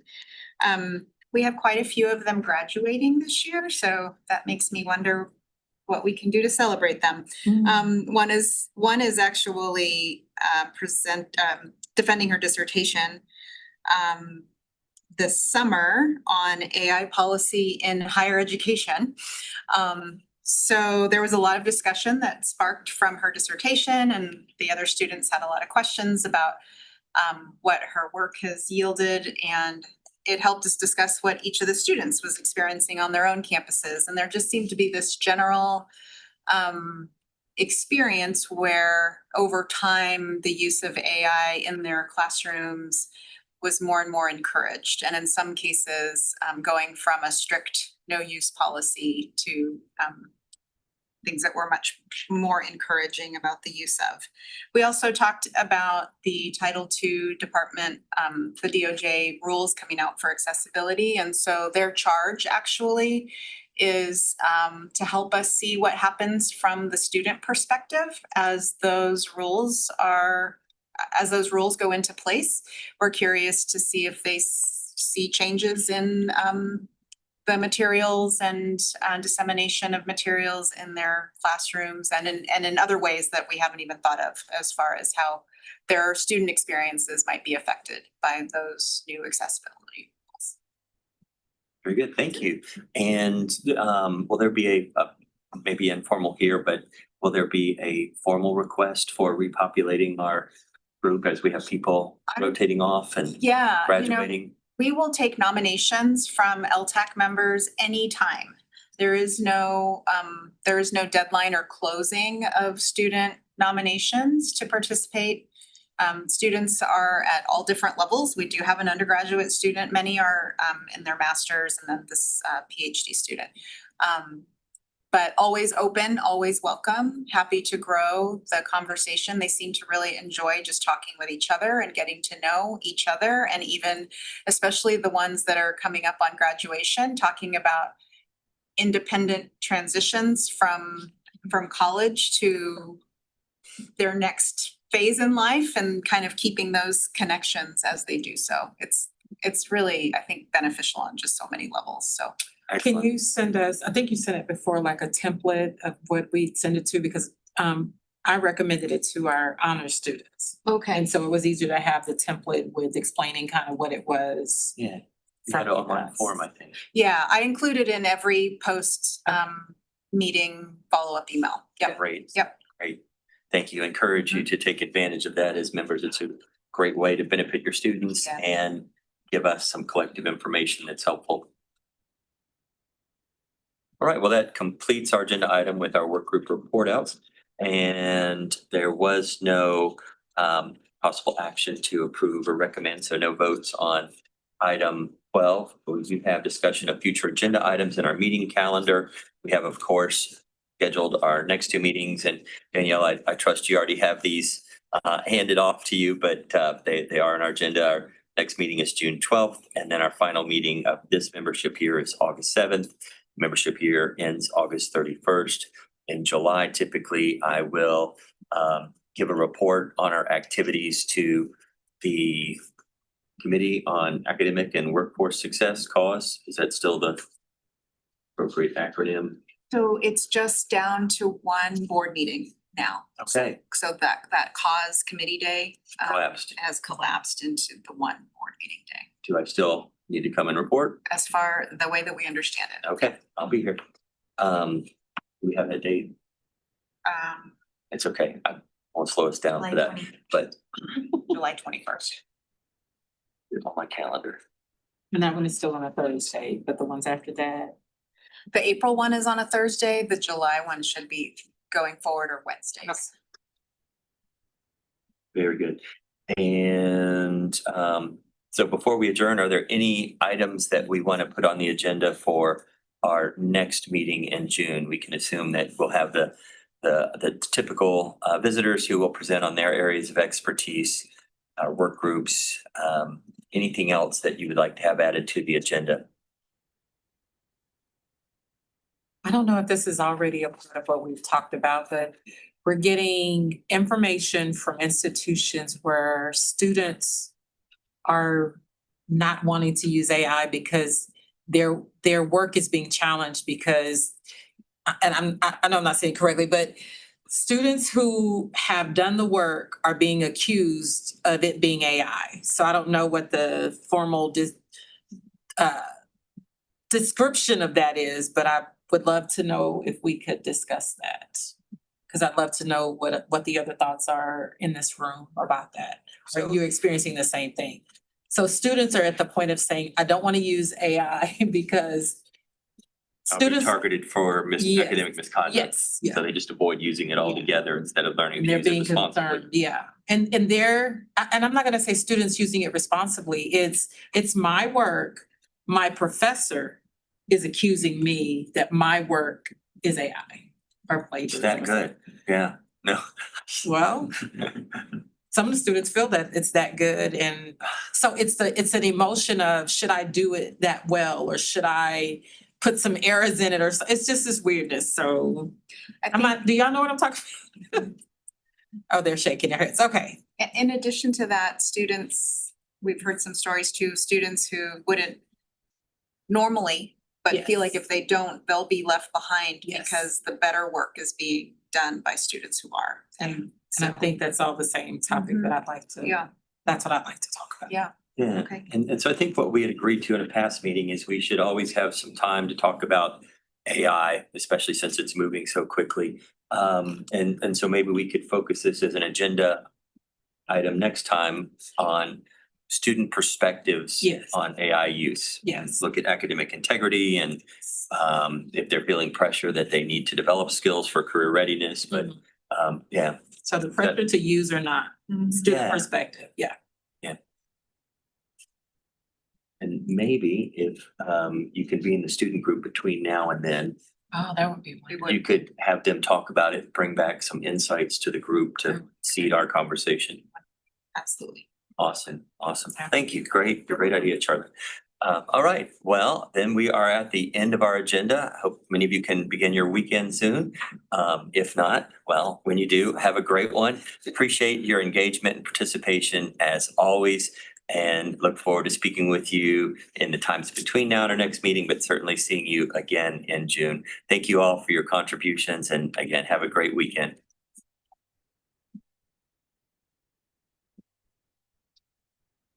Oh, meeting adjourned? Yeah, do I have to do that?